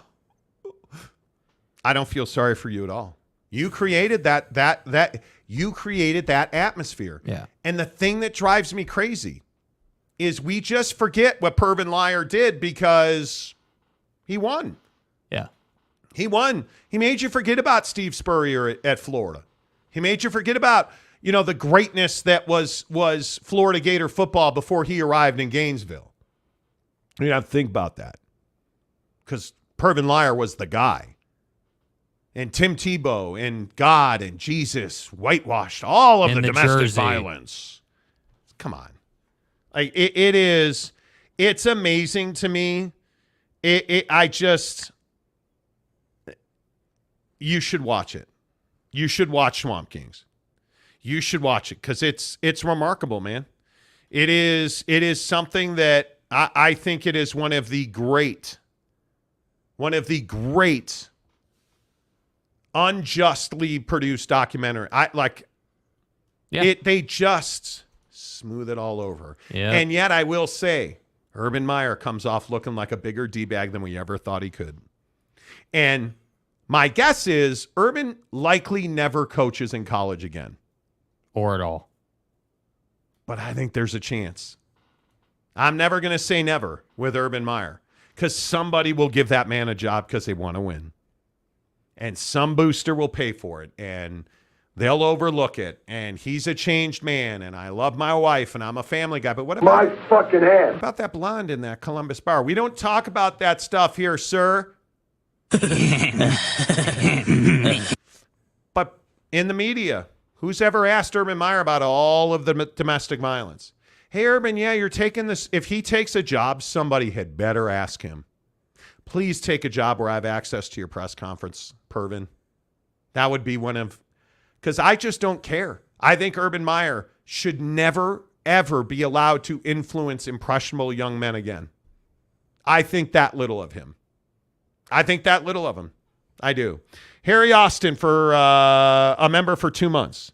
So who is the 18th team in the ACC, or do they roll with just 17? If they add, somebody was just tweeting about this. We talked about it the other day. Ross Stellinger tweeting, ACC stands to make $72 million in additional revenue from ESPN if it expands by 3 teams. So, as I said, you're welcome. ESPN's willing to pay for ACC expansion. For 3. I don't think they'll go to 4. It doesn't make a lot of sense. If they admit Cal, SMU, and Stanford, I think that's all they'll do. Matt Ritson for $2. UMass and New Mexico State, ESPN, but USC and San Jose State, Pac-12 network. Stupid. And all it does is hurt USC's chances of going to the college football playoff. That's all it does. Yep. Because nobody's going to see the SC game. Bruce Dennis for $5. You see Brett Yormark's remarks today at Texas Tech. Yeah, that he's going to the Texas Tech game, and he hopes that Texas Tech sends Texas off on a fond farewell. Yeah, Joey McGuire handle business, right? Boy, Brett. I love it. Play the game. I do. Kenneth Maynor for $5. If the ACC adds Calford and SMU, who is the fourth school to get in? Don't know that there is a fourth school, man. I don't think there will be a fourth school. I don't.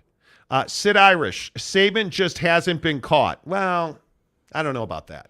But let's say that's true, and I agree. I'm not. You're not going to catch me saying that. But let's say it's true. Isn't that all that matters at this point? Isn't that all that matters in sports, college or professional? If you didn't get caught, who cares? Nobody's going to know about it. That doesn't make you a better person. But if Saban, notice Jim got caught with the recruiting violations, not Nick. But look at Ime Udoka in the NBA. Sex scandal in Boston, hired in Houston. Yeah. You win, you win. If you're a winner, it doesn't matter. The dynasty is not over. The problem for Jim Harbaugh is he's not a winner.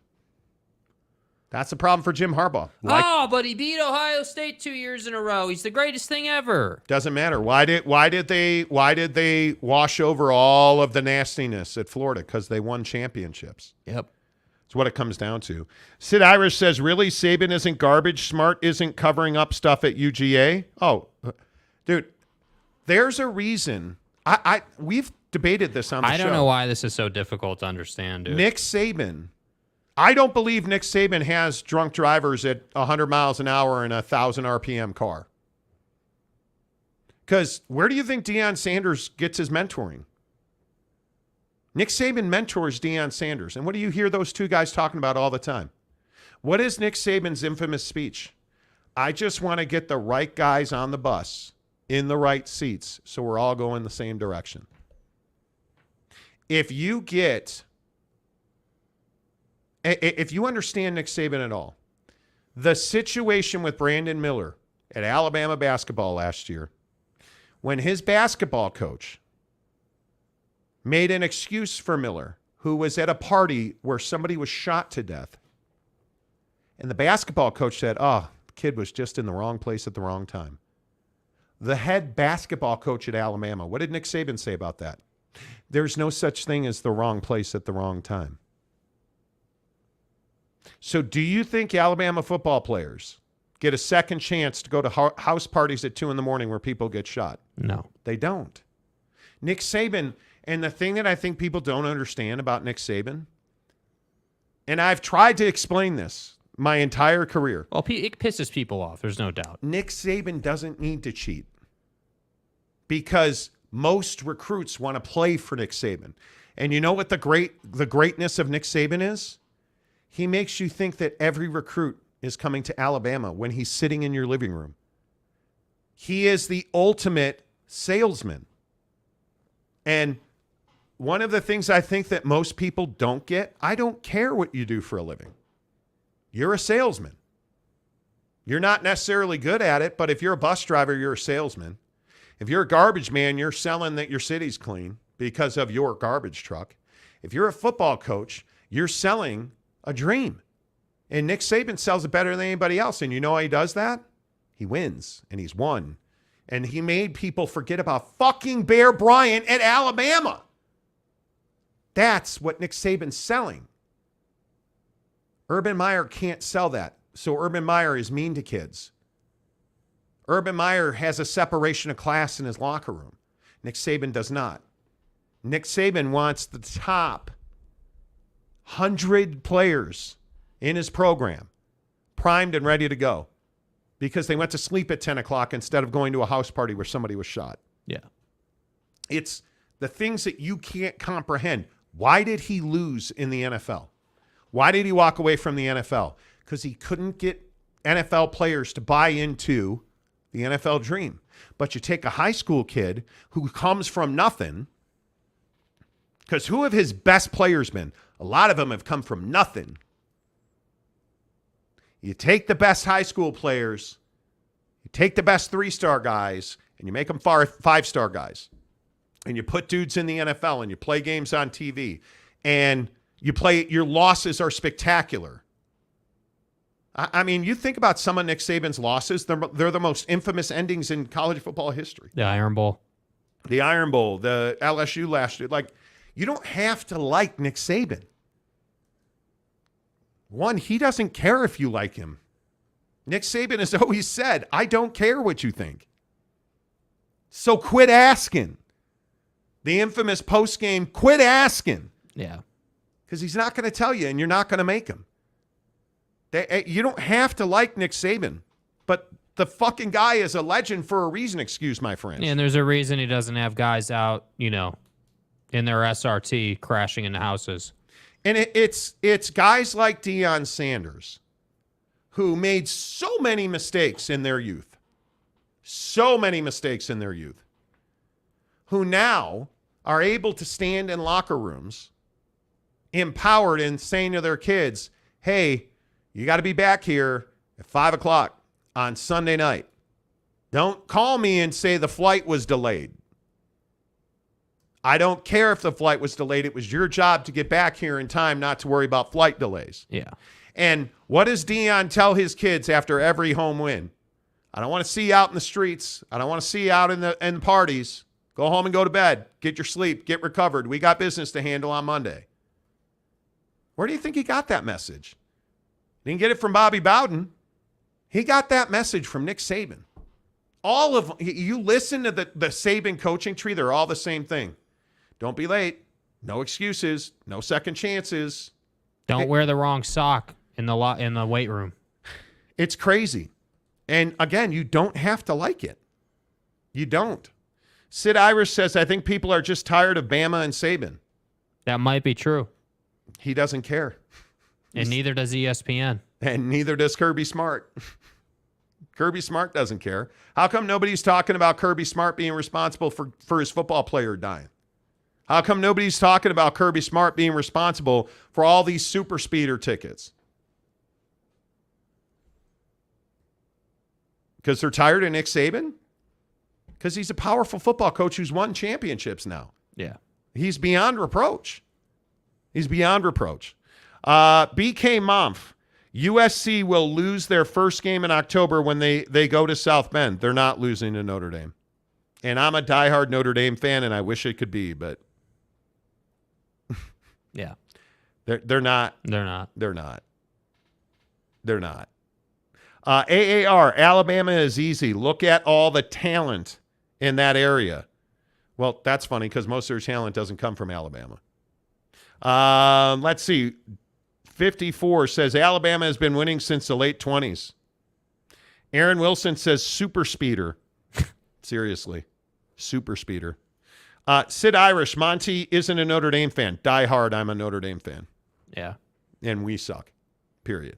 DCB channel, Alabama and the SEC fatigue is a real thing. But how do you fix it? How do you fix it? Because the problem is everybody still wants to go there because they put dudes in the NFL. Yeah. And they play big games of consequence on TV. So your friends in high school and your coaches and your parents and your friends and your aunts and your uncles, and they all just have to flip on the TV. Yeah. And they want to play for conference and national championships. They want to play in the college football playoff, and then they want to go to the NFL draft. Nick Saban's the guy to do that. You want to be one of the best cover corners in the country? Where are you going to go? Because nobody makes defensive backs like Nick Saban does. Roll Tide! Maybe Kyle Whittingham. Going to Alabama. If you're in the Mountain West, you're probably going to Utah. But I mean, you look at the dichotomy and the diversity on the rosters in the top programs in the SEC. I mean, and I don't care who you want to talk about. You want to talk about Lane Train? Why is Lane Train always talking about Nick Saban in Alabama? Anybody ever wonder why they're always talking about Lane Training is always talking about Alabama? Because they're good. But you look at just the quarterback room in Alabama, San Diego, Alabama, Louisiana, Georgia, Texas, Tennessee. Running backs, Alabama, Georgia, Texas, Alabama, Lehigh Acres, Florida, Oklahoma, Kansas, Georgia, Florida, Calabasas, California, Huntington Beach, Arlington, Macomb, Michigan, Longview, Texas. He's definitely winning Alabama. There's a reason, my friends, there's a reason that Auburn struggles and has to cheat consistently, in my opinion. Yeah. But you look at the fact that he dominates Florida, dominates Texas. Yeah. Gets his offensive, anybody want to know where he gets his offensive lineman from? New Haven, Connecticut. I'm going to kill this name. I'm just going to say Maryland, Wisconsin, Oak Creek, Wisconsin, East St. Louis, Illinois. Think Nick Saban would have trouble going into anybody's living room in Connecticut? Apparently not. Nick Saban is a better man than you are. I mean, the guy can go into any living room and convince you to sign a letter of intent. Yeah. I know the burnout's real, Sid. I don't even disagree with you. I think you said it. But there's no two ways about the fact that they dominate because they recruit. Yeah. Matt Ritson gives us $2 to make the announcement that Terry Funk, a wrestler, passed away today at the age of 79. Good old Terry Funk. That's a name I haven't heard in a long time. He has our full respect. Yeah. Raven. ACC adds Calford and SMU. That's 17. You guys, they don't have to go to 18. Notre Dame doesn't play football in the ACC. Don't forget that. Who else do they add to make it even? Has to be UConn, right? I don't think so. I don't think so, because what's SMU's value in the ACC? Anybody? Bueller? They're taking a 7-year hiatus from taking money from... Oh, that's right. Conference Commissioner Gumby says Roe Tide. Boss Frog, is that going to change over time with NIL money versus going to Alabama? Because it's wild, wild west with NIL. But I think Nick Saban's also coming around to NIL. And I think he's coming around to the portal. And I think Bryce Young can make money in NIL. And he did. I think that, and he did. Top wide receiver, top back, top corner, top safety. You just got to be a name, dude, and you can make money. Yeah, I agree. Sid Irish, I do love seeing 5 stars going to Arizona. You should. T. Higgins is a badass. No to UConn. They are so beneath us. I love that. Aaron Wilson, I like Alabama fans. Row Tide! Eagle Eye Mojo says Row Tide. Row Tide! Bill G says Saban outworks everyone, but he won't be doing it forever. No, he won't. You know. Let's see. Matador Mike, I would love to see OU beat UT. Black Friday, Texas Tech, OU, and UT all have one loss. Texas Tech beats UT, then plays OU and beats them in Big 12 title. Keeping both out of playoffs. Tech slides into the playoffs. Oh, the dream. There is a dream that is Lubbock. Marcus Aurelius. McGuire. Marcus Joey McGuire Aurelius. Had a dream that was Lubbock. And it shall be realized.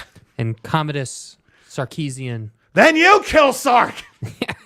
I'm going to get medieval on your ass. Gladiator's one of the greatest movies ever. Steven Smith for $5. What do you think of the partnership between the Big 12 and the U.S. Integrity for the data deal to prevent students from gambling? Funny, that's going to be our topic and coming up in about 60 minutes.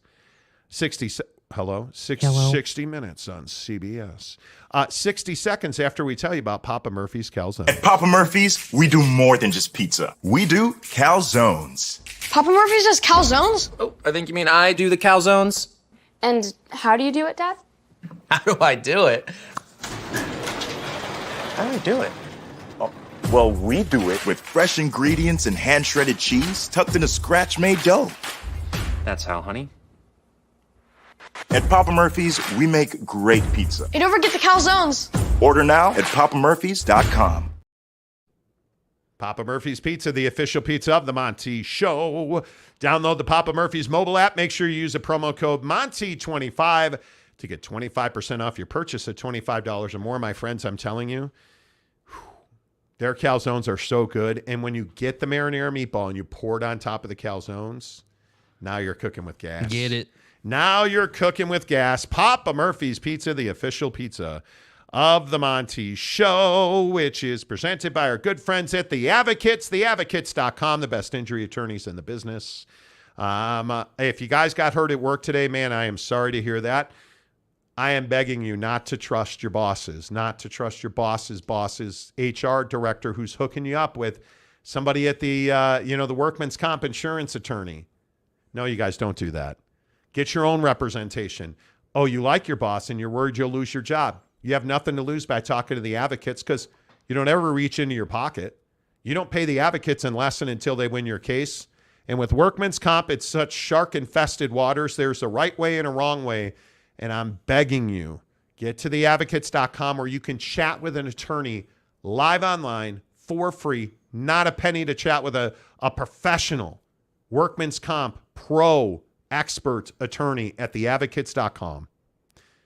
All you do is go to their website and say, hey, you know what? I got hurt at work today. Here are the situations. They're going to talk you through it. And if your company's handling it absolutely the right way, the advocates are going to tell you that. But 9 times out of 10, you and I both know they're not. So make sure you protect you and your family by going to the advocates, tell them you heard about it on the Monty Show. Hour number 3 of the show. Let's run down the news of the day real quick because it does include that Big 12 gambling story we need to get to. But we have breaking ACC news for you. As we told you exclusively on the show yesterday, the ACC is as close as it has ever been to expansion with Stanford, Cal, and SMU. And the tipping point came when SMU was willing to go from 5 years of no payments to 7 years of no media rights distribution. And now, as we have reported for weeks on this show, Yahoo Sports' Ross Dellinger is confirming our sources by saying ESPN is willing to pay as much as $72 million to add these 3 teams. As we have been telling you for weeks, it is a money play for the ACC. But it only became worth it when SMU was willing to go to 7 years instead of 5. Because really, if you look at it, SMU, Stanford, and Cal, that's 3 teams. The ACC is going to pay one of them. And it's going to be split between Stanford and Cal. SMU will take no money for 7 years. And ESPN is willing to add $72 million to that ACC deal. That's why we are hearing, according to our sources, that North Carolina and North Carolina State are now yeses. Miami is a yes. Clemson and Florida State remain no's, according to our sources. But by most accounts and the people we talk to in the TV industry, they expect this to be done by Friday. This is a huge moment in time for the ACC. They could easily have come apart at the seams, but they were not able to break that grant of rights. Florida State did nothing more than saber rattling, and now it looks like the remaining prizes in expansion will in fact go to the ACC with Stanford and Cal, and it will be facilitated by SMU, willing to take no media rights disbursements for 7 years. An amazing day. And I think one of the things that this obviously leads you to is our other story this afternoon, that Oregon State and Washington State are meeting with the Mountain West, and they are ready to rock and roll. There had been a lot of thought that the Mountain West was trying to add Washington State and Oregon State the moment that the exodus from the Pac-12 to the Big 12 happened. But I think wisely so at this point, Oregon State and Washington State hung around for a minute.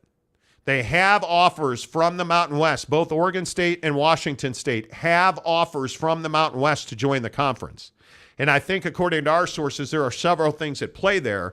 And one of the main things is, well, compensation. What is going to be the distribution of funds, and can Washington State and Oregon State get a higher percentage of distribution than the current members of the conference?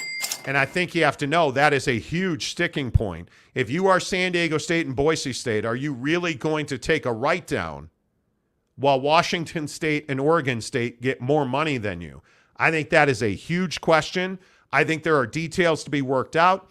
But from what our sources are telling us, there's a real good chance that the Pac-12 could lose its 4 remaining members by close of business on Friday dude, I think we are watching, again, history being made in college football. Yeah, and I just don't think that there's any way around that. I mean, these last 4 teams, inevitably, at the beginning of the process, when everyone left and it was just these 4, you remember the narrative being, hey, they're going to try and merge with the Mountain West and keep the PAC branding alive and keep what at that time was called A5 status, auto bid into the college football playoff status. And that obviously came with financial implications, and that did not pan out. And now you're in a situation where these final 4 teams are being pushed out. And obviously, the Kirk Schultzes of the world and, the Pac-12 homers, as I call them, wanted the conference to stay together, but they ran it so poorly that it just had no chance. And so, yeah,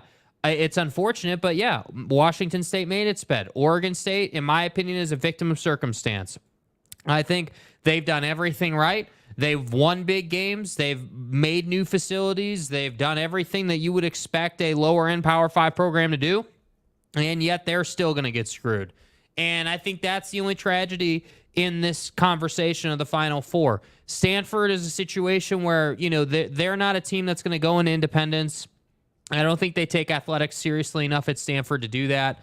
And be willing to do that and put all the time and effort and energy into scheduling and figuring that whole piece out. So I think they'd rather be in a conference and have it be more straightforward, which is why they're willing to carry the boat for Cal and kind of make them a package deal and try to get into the ACC.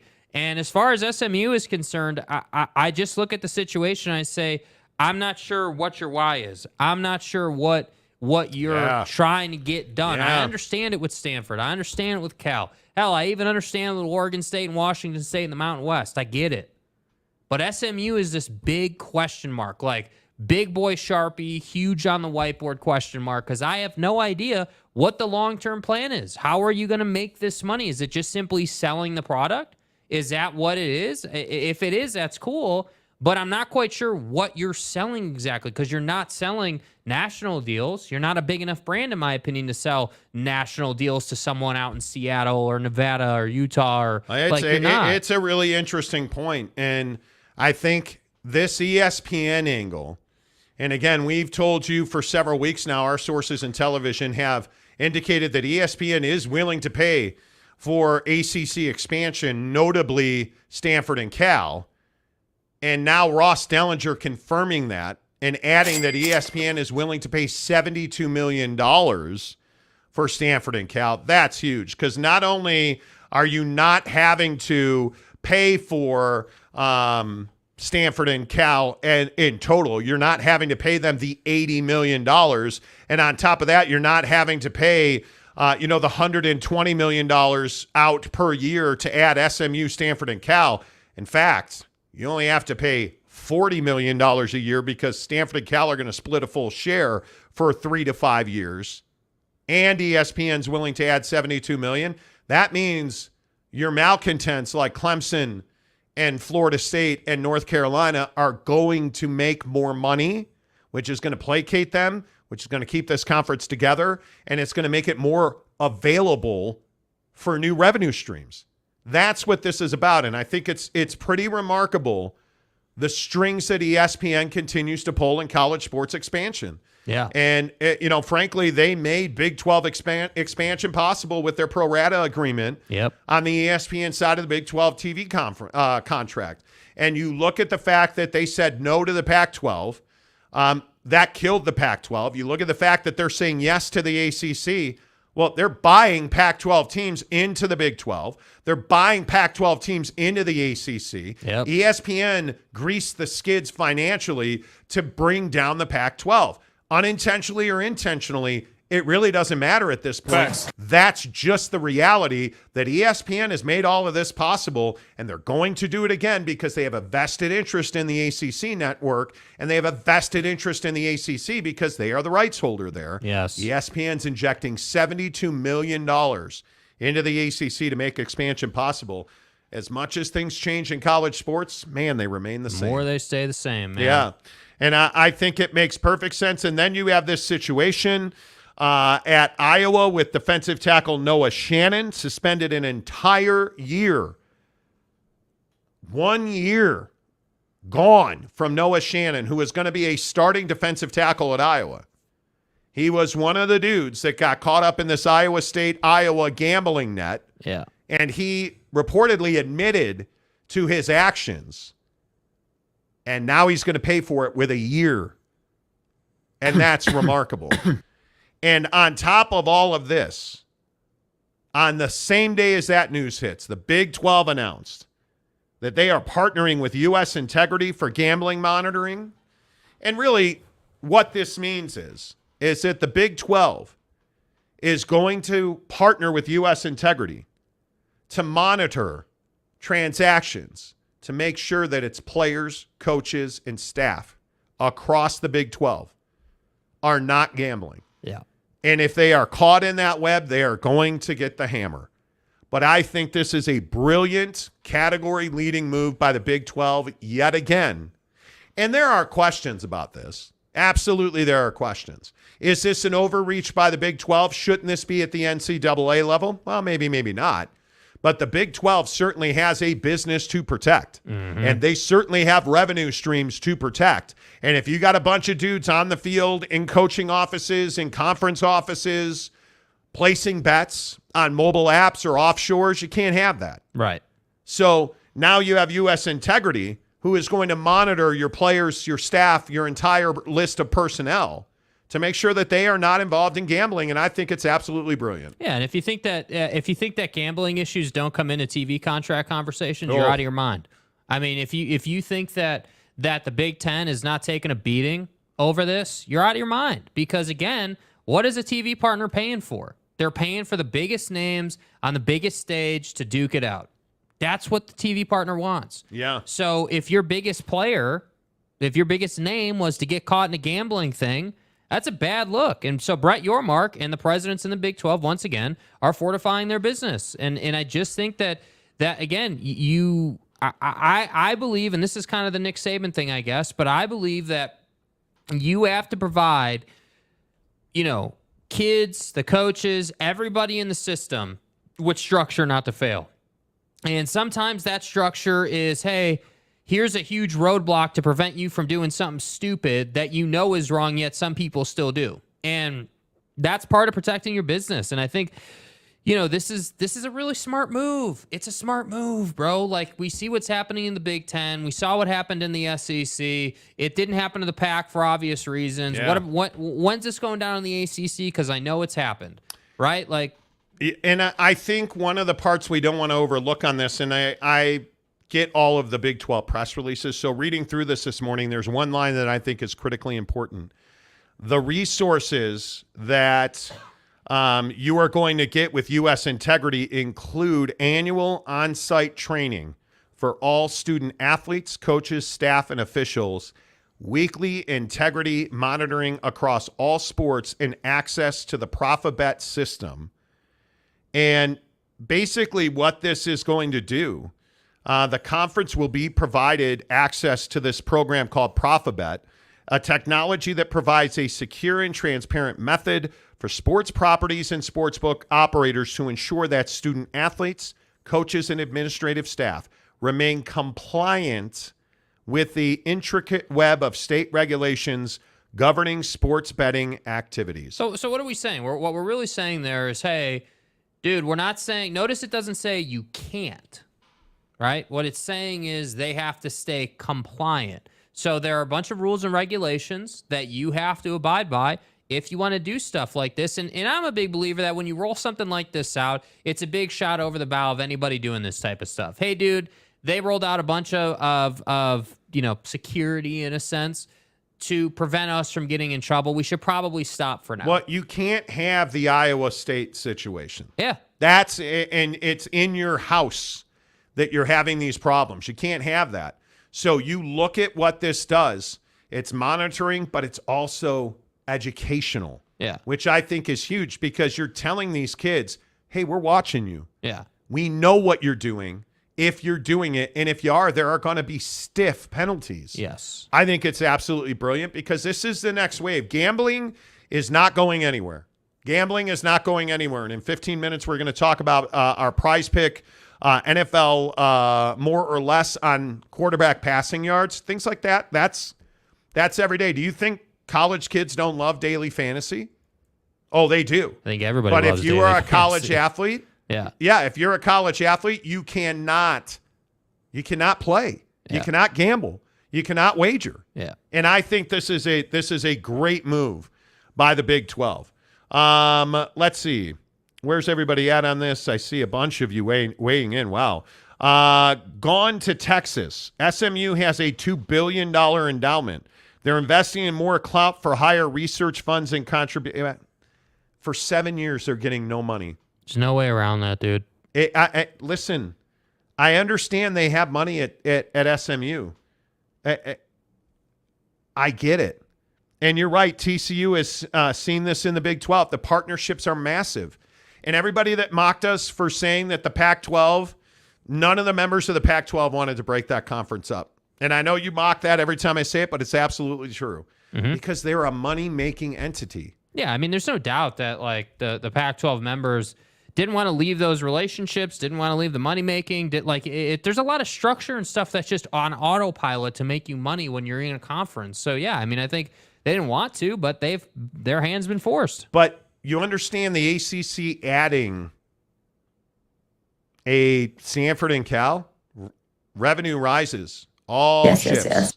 They're going to ride that revenue. Yes. And Vandy, North Carolina, Duke, all of these institutions that really value academic revenue just got more academic revenue. Yeah. I think, and SMU's going to get access to that. It's only going to grow their influence. I don't disagree with that at all. But you can't tell me that there is no damage in not taking revenue for 7 years. Yeah, come on. That's crazy. I think it's absolutely crazy. I just don't. How does that make any sense at all? And I feel like, look, I understand, SMU fan wanting to, maybe saying lying to yourself is a little strong, but trying to tell yourself a story about how that's not a big deal is, look, I get it. But the reality is it is a big deal. It is a problem, and it is a heavy price to pay to get into a Power Four. But like I've said a million times, I understand it. I get it. You got to get into a power conference. Totally get it.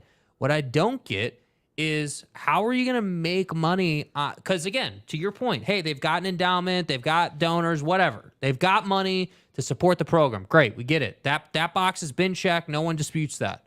What we're disputing is how are you going to go about making $40, $50, $60 million a year in your individual program by just selling it? You're is that never what we're making that about? money back. You're giving that money away.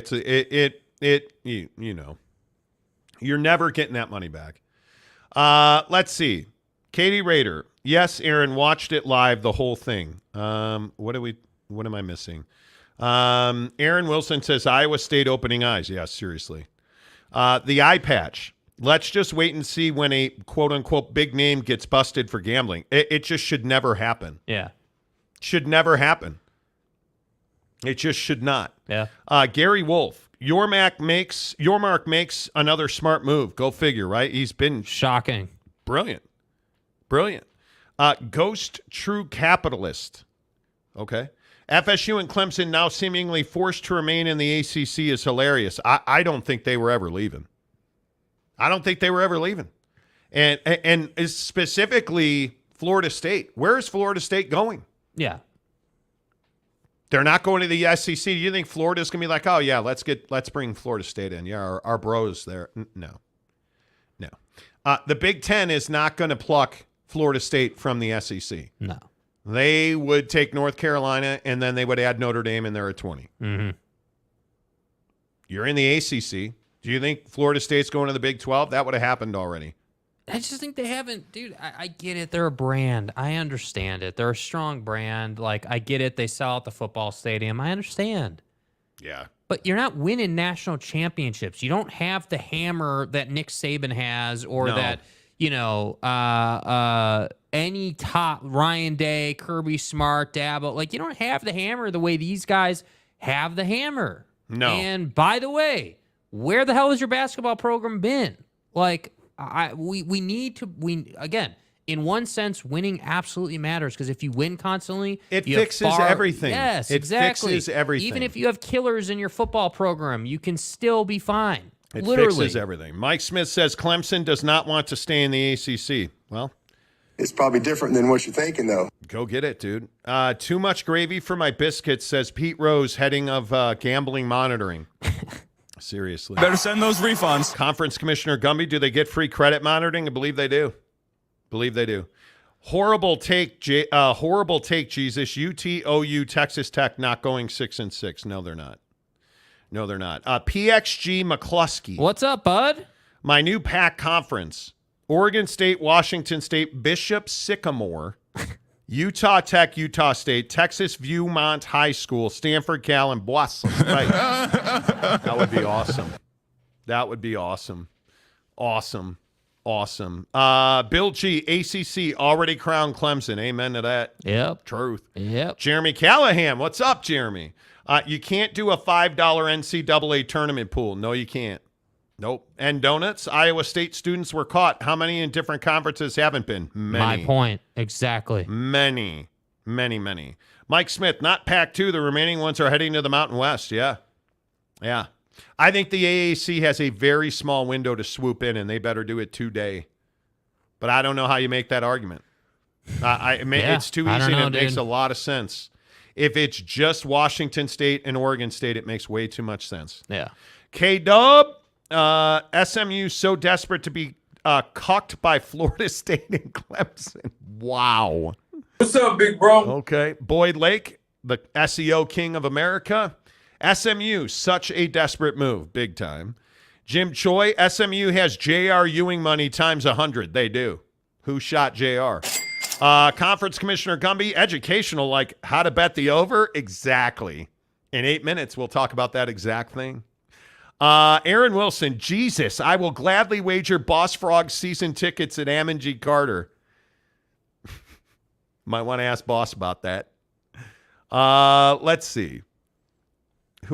What are you guys arguing about? Like, Jesus Pinto is all up in your brain. Pinto. Lance Johnson, TCU and West Virginia came into Big 12 and it only got partial shares, but paid off in the long run. But I'm not even talking about a partial share. No money for 7 years. Yeah, that's stupid. You're never making that money back. What's the long run? Because your boosters and donors are now paying for your stadium, like because they have an awesome football stadium renovation coming. Yeah. Money, it doesn't grow on trees. Maybe it does in Texas. I don't know. Texas. Mike Smith, nobody cares what you want, though. Nobody cares. Jim Choi, Calford money going to take care of Miami, Clemson, North Carolina, and FSU. I would agree with that. Yes, I would agree with that. Aaron Wilson, McCluskey, you wild boy. Hey, McCluskey? boy. McCluskey says that's how I roll. Aaron Wilson, throw Savannah Bananas in the PAC. Hell no. I'm going to bite my tongue. Jim Choi, maybe SMU folks get it. Just maybe they got a plan. They better. Dude, they better have a Because plan. it's all part of the plan. Let's see. James, what's up? My unofficial mayor of Cowboy Country, Okie State. Go Pokes. SMU is going to make more money with a better stadium, and they can charge more per ticket with better opponents. Look, yeah, and I've seen their new stadium. It's beautiful. Let's see what happens. Yeah. Let's see. Conference Commissioner Gumby. Savannah Sampson to the PAC. Sign me up. I don't know who that is.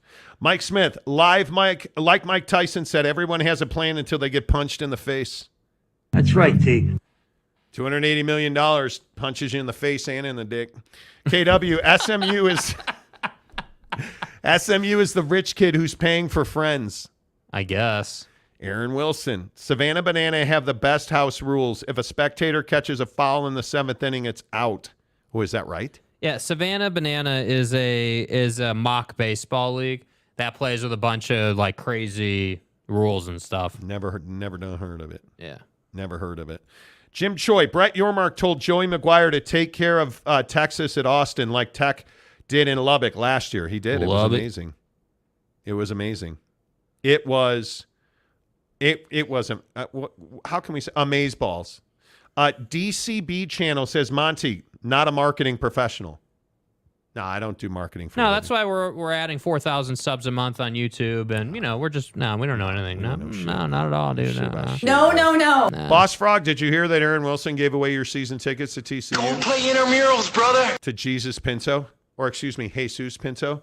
Boss Frog, SMU will make some money. FSU, Clemson, Miami, Duke, North Carolina. Visiting Dallas will sell out Ford and Moody. Big businesses like AA, American Airlines, and AT&T will have no problem putting signage up for millions. Yeah, third tier does help. You're not wrong. You're not wrong. OG Gary, wait, did homie just say Utah is going 6-6? 4-10. Do the math. Do the math. All right, let's go. Prize picks. Now. I want it. All right. Hey, Prize picks. Good talk, guys. We are Excellent partnered talk. with good times. Good times. Yeah, excellent. Chafing titties. Wow. I'm kidding. Let's go. Prize Picks. Prize Picks. Download the Prize Picks app. We are partners with Prize Picks this year. It's amazing. There's a link in the description below. You guys, make sure that when you sign up for Prize Picks, you use the promo code Monty because that is going to get you 100 deposit matching up to $100, which means, hey, if I deposit $100 and I use the promo code Monty, they're going to give me $100. Doll hairs. It's pretty easy to use it. It's a lot of fun. Prize Picks, NFL QB passing yards. Mm-hmm. More or less. And this is what I love about Prize Picks. Yeah. By the way, real quick on Prize Picks MLB tonight. I would remind you that we dominated our MLB picks yesterday. Mm-hmm. Told you about the Cubs yesterday. Lost the Yankees. Yeah. Does anybody think the Yankees are going to lose 10 in a row? No. Come on, man. You can't tell me that it's not going to happen. All right, passing yards, more or less. Dak Prescott is 99% off right now for half a passing yard. They're giving you a free win. Yeah. At Prize Picks. Yeah. More or less, go get that one. All right, Patrick Mahomes versus Detroit. More or less than 299.5, 299.5. You got to go more. More. Thursday Night Football. Buddy's throwing for 325. Aaron Rodgers. Yeah. Aaron Rodgers. Jets, Bills, Monday Night Football, 251.5. Less. You think less? Versus Buffalo, week 1, less. Oof. Less. You think less? I'm telling you guys, trust me. You got to see it to believe it. Trust me. You think less? I would go less here. It's Buffalo. You think less? Buffalo's defense is no joke. Oh, man. I think that's a really tough one. I think I'm going to go more. Damn, bro. How you got more there? Because I think that I think Buffalo is that team that regresses to the mean this year. I think they're that team that comes back to the middle. I don't buy it for a second on Buffalo until I see it. And I think when you look at Jets and Bills, man, that's wild. That's at MetLife Stadium in New Jersey. I'm taking Aaron to go more. This one is spectacular. Jalen Hurts, Philly, New England. Now, obviously, that game's at Foxborough. Mm-hmm. Gillette Stadium. 237.5, more or less. Mm-hmm. I think you got to go less. I think you got to go less. Bill doesn't have to worry about the offense this year. I think you got to go less. Yeah, okay. I think you got to go less. Okay, fine. Couple other ones that I think are really interesting. Oh, how about the other side of the Aaron Rodgers? Josh Allen versus the Jets, 266.5. Less. I think way less. I think the Jets are going to eat people for dinner. How about my guy, Sex you are Machine? Such a buyer on the Jets, dude. Their defense. I'm a buyer on defense. Clearly, you're a buyer on their offense. I'm a buyer on defense. Mm-hmm. I think their offense is going to be fine, but I think they're going to be a quick release team because their offensive line sucks. Mm-hmm. How about Sex Machine? Justin Herbert, Tua Tagovailoa your mama. Did you guys see Tua today? Dude, gas. Tua lighting up Ryan Clark at ESPN. Ryan Clark on ESPN said that Tua Tagovailoa your mama. Tua Tagovailoa did not work out this offseason. Tua was not happy about that. How hard did you work in the offseason? I mean, I think we all worked hard throughout the offseason.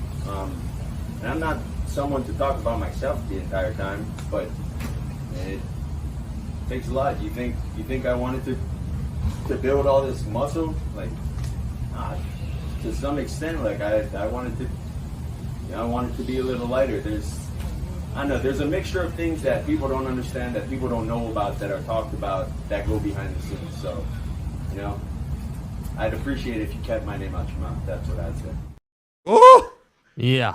Tua Tagovailoa going after Ryan Clark. Yeah, dude. I am a seller on the Dolphins. I am. I do not want to watch Tua play football. I don't. He deserves credit for learning how to fall, but I agree. He's got to prove that he can stay healthy. I am not excited to watch him at all. I think he's got 4,000 yards in him if he's healthy all season. Force Ghost Fabio says he hasn't hit the gym at all. Yeah, I'm terrified of that dude. Yeah. I am. I don't want to watch him play football, you guys. Like, but, I know I'm not trying to be a jerk about it. Yeah.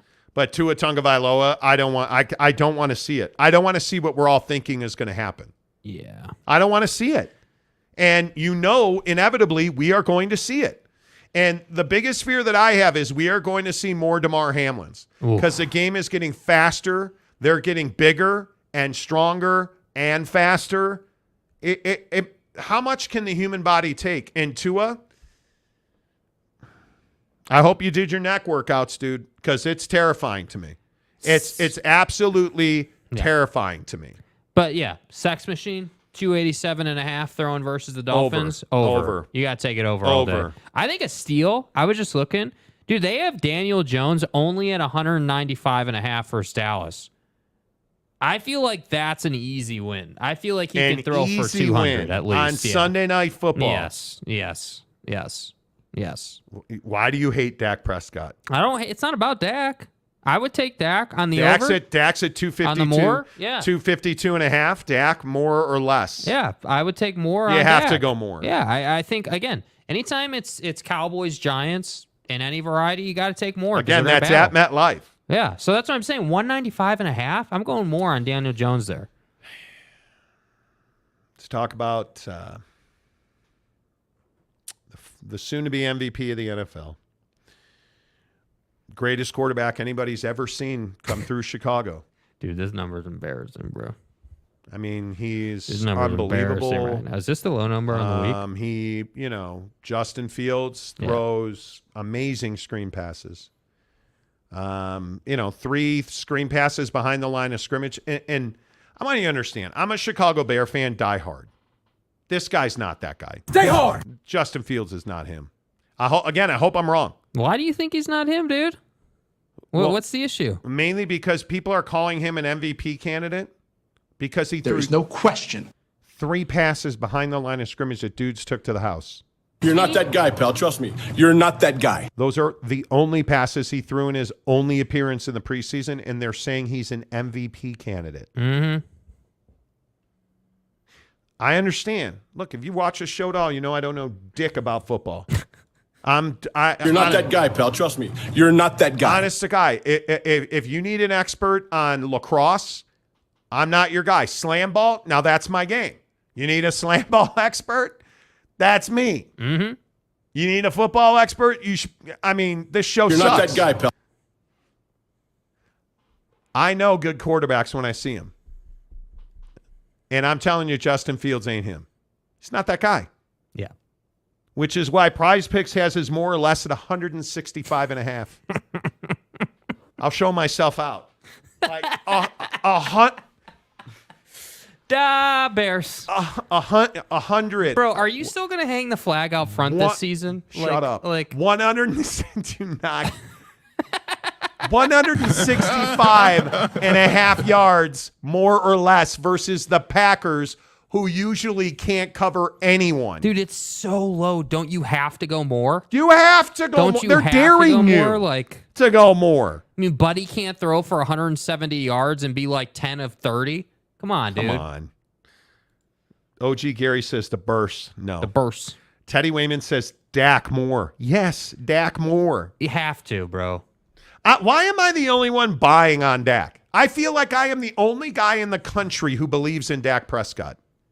Because I don't believe that he's going to have, I think they said 10 interceptions last year, hit the intended receiver in the hands. 10 of his interception. Not 1 or 2 or 3, but 10. Hit the receiver in the hand, and I'm just going to try and be accurate here. Hit the receiver in the hands or in the chest. You're trying to be accurate like Dak was, right? In the hands or in the Just catch 6 of those 10 with your hands as a receiver. Come on. Matt Riley, because even Dak isn't buying That's Dak. what I'm saying, dude. Okay. The problem, you know what the problem for Dak is, dude? Everyone thinks this guy should be an MVP. Everyone thinks that this guy should be like the best guy in the league. Yes. Doesn't have the horses for that race, dude. He just doesn't. He does not. And that's unfortunate, but it is what it is. Okay. I'm telling you right now that I don't believe that Dak Prescott is going to throw 10 interceptions this year. I think it's going to be like 30. No, I'm kidding. I think he will throw 10 or less. If I were in Vegas, I would drop that. I'm telling you. It just is what it is. Boyd Lake, Dak for the hip exercises alone. Seriously. PXG McCluskey. Dak is the Texas and UFC of the NFL. Facts. Thank you. Facts. Thank you. Thank you. What has he done to make you think he will do anything different? Well, the question should be worded, what has his wide receivers done to make you think he's going to do anything different? Yeah. I mean, Skeeterville. Skaters. I look at their offense. And the biggest question I have is who's going to run the football. Yeah. And does Brandon Cooks help them become a better receiving room? I think he does. But it's going to have to be somebody like Kevontae Turpin that's going to have to step up. It's going to have to be Gallup. It's going to, like, Sima Fehoko can actually catch the ball. Mm-hmm. They're going to have to spread it a little bit. And I think Luke Schoonmaker is going to have to be productive as a tight end because they're going to run a lot of 2 tight end. Their offensive line is good. But, man, I'm telling you, CeeDee Lamb, this is the year he's got to prove that he's himmy. Yep. CeeDee Lamb's got to do the job. Yeah.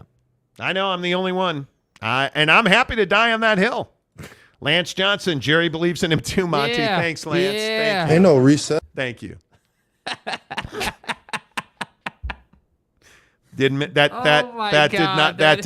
make me feel better. That hits so well. Big 12 Utes. A member for 7 months says, "Go Utes. The little brother down south is so poo-poo." Well, way to stay on brand, dude. If you ain't first, you're last. T. Higgins is a badass for $5. The Clemson fan base is so cool with staying in the ACC and making 12, soon to be 16-team college football playoff every year. We really did. Who cares if the board of trustees or AD are disappointed? Hey, man. I'm sure that's all it is. Yeah. I'm sure that's all it is. Boyd Lake, Puka Nacua looks great in L.A. He looks great in L.A. Very good, dude. He looks great in L.A. Greg Hawkins, what's up? Good to see you. Everybody hit the like button.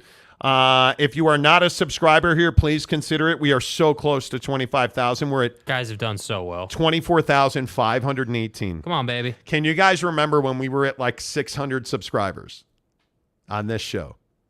And we have now, in the last 30 days, added 4,400 subscribers. Yeah. That's wild. It's wild to me that we are just 482 away. If you are not a subscriber, please do that. Big 12 Utes, Dak just threw another INT. Just now it happened. Thank you. Thank you. James, I apologize. I've tried several times to send a super chat, and my bank keeps blocking the card. I'm on the phone with these knuckleheads. I want my money. My fucking ass. It's fine, my guy. Excuses, dude. Matt Riley, Jerry is going to sign 1-year contract and fill in at running back. Watch the old man run. Hey. And he's no Pete Carroll, but he'll do. Again, Monty on an island. Not that I'm the size of an island, because I am, but Monty on an island. Fat. That was deprecation. That was a self-deprecating fat joke. They're going to miss Ezekiel Elliott. They are. They won't miss his 15 milli, but they're going to miss him. They won't miss his fat ass either. They will miss him. They will absolutely miss him. Aaron Wilson says, hit the like button. Yes, please hit the like button. Do it. PXG McCluskey, I remember 600 subs. Our Monty Show is growing up. Man, those were the days, huh? Too much gravy. Any Mrs. Monty appearances? No, she's a baller. She is a corporate executive these days. Matt Riley, no, I can't remember that because I only joined during the Utah to the Big 12 drama. Exactly. Greg, anyone want to catch me up on the Washington State, Oregon State news earlier in the show? Mountain West, here we come. Your mom. Yeah, next question. Your mom.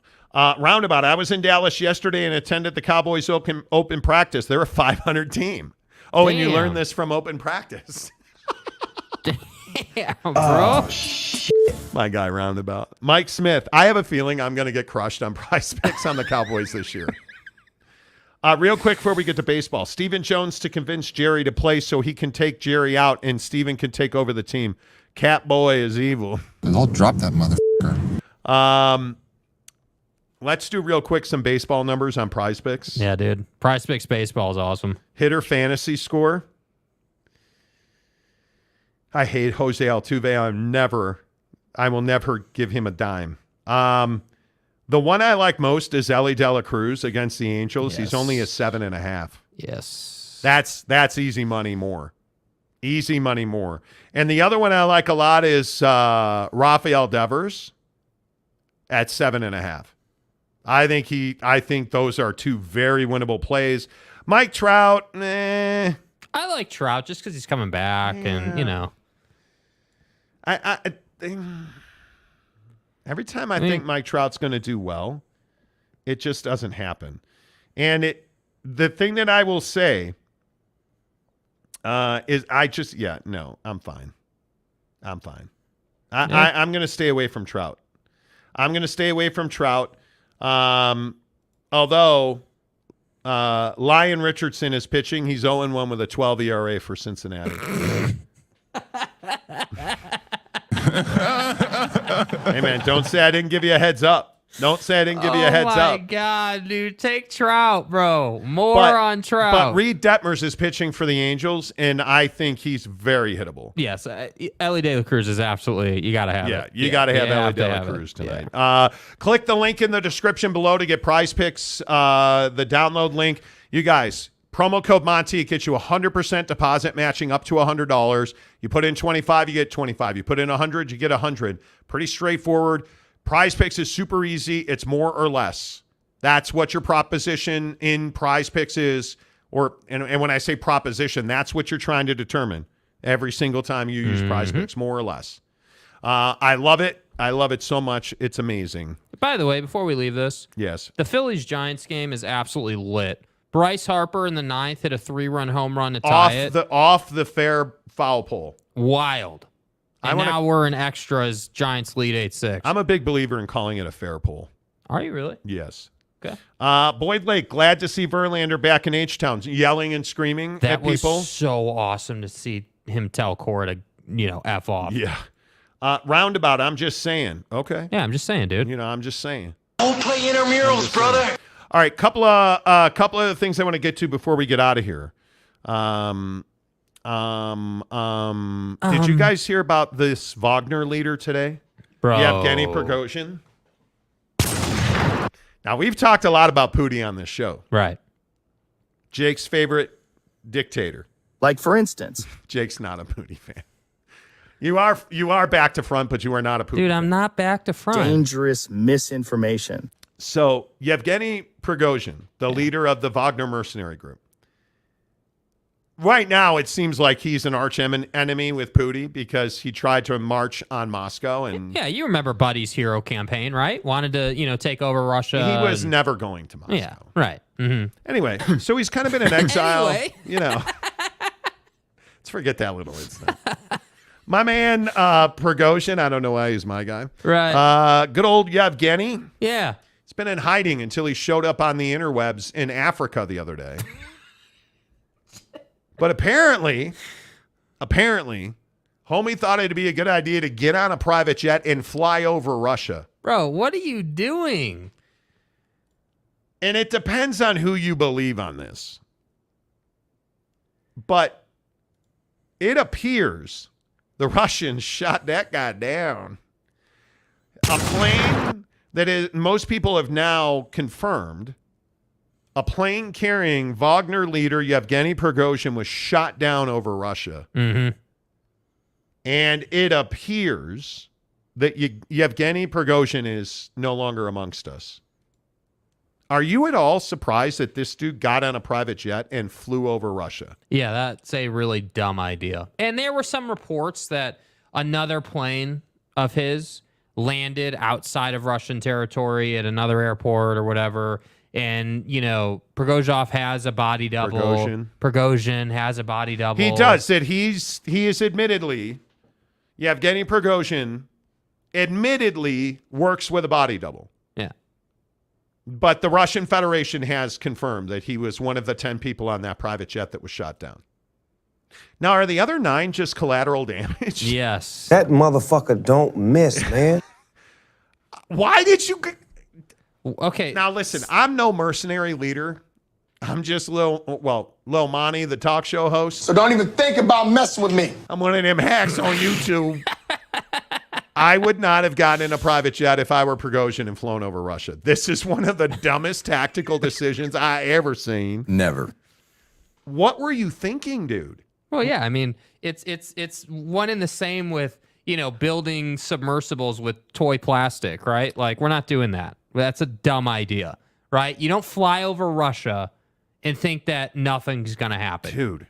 You're asking for problems, bro. It's crazy. Keep it real. It is crazy to me that he not only flew over it, but now there are reports that the Russian state has procured his body. So they're claiming it's over. Now, let's wait. They're, them dudes over there, they're not exactly rock solid with their accuracy and validity of their news reports. Yeah, Buddy's, Putin's alleged body double was looking at the wrong wrist for his watch 3 days ago. We know what it is. We know what it is. But my question is, what the hell was he thinking? You're a military operator and you got in a private jet and flew over Russia. This is what I'm trying to understand. You knew it was over. But hold on. You're supposed to be a military guy, right? This is what I don't understand. Why are you flying on a private jet? And why you're a hired gun. Yeah, why are you not flying on like a C-130 or something? Why are you not flying on some military aircraft, bro? Boyd Lake, exactly. Just like building your deep sea submarine in your garage. Yeah, like what are we doing, dude? What are we doing, bro? Why would you do that, man? That's funny. That's funny. Like, this is precisely my point. Okay, hey guys. Let's get on our private jet and let's fly over Russian territory. Not just Russian territory, but Moscow allegedly. And let's just Top Gun it, right? The pattern is not full, Ghost Rider. We're going to fly right through that thing and think nothing's going to happen. Ugh. You made it too easy. Pootie didn't even have to put poison in your food. He didn't have to go find you. He didn't even know in your dude. food, on your doorknob. Don't be an idiot. This is what happens, bro. Yeah. Emily Amano Zapata, your name's Zapata, says don't get on a plane with the guy that tried to overthrow the Russian government. You're so fucked. Yeah, not the smartest thing you've ever done. Yeah. Hey, Yevgeny, where are we going? We're going to Russia. Nah, I'm out. I'll take a train. I'm good.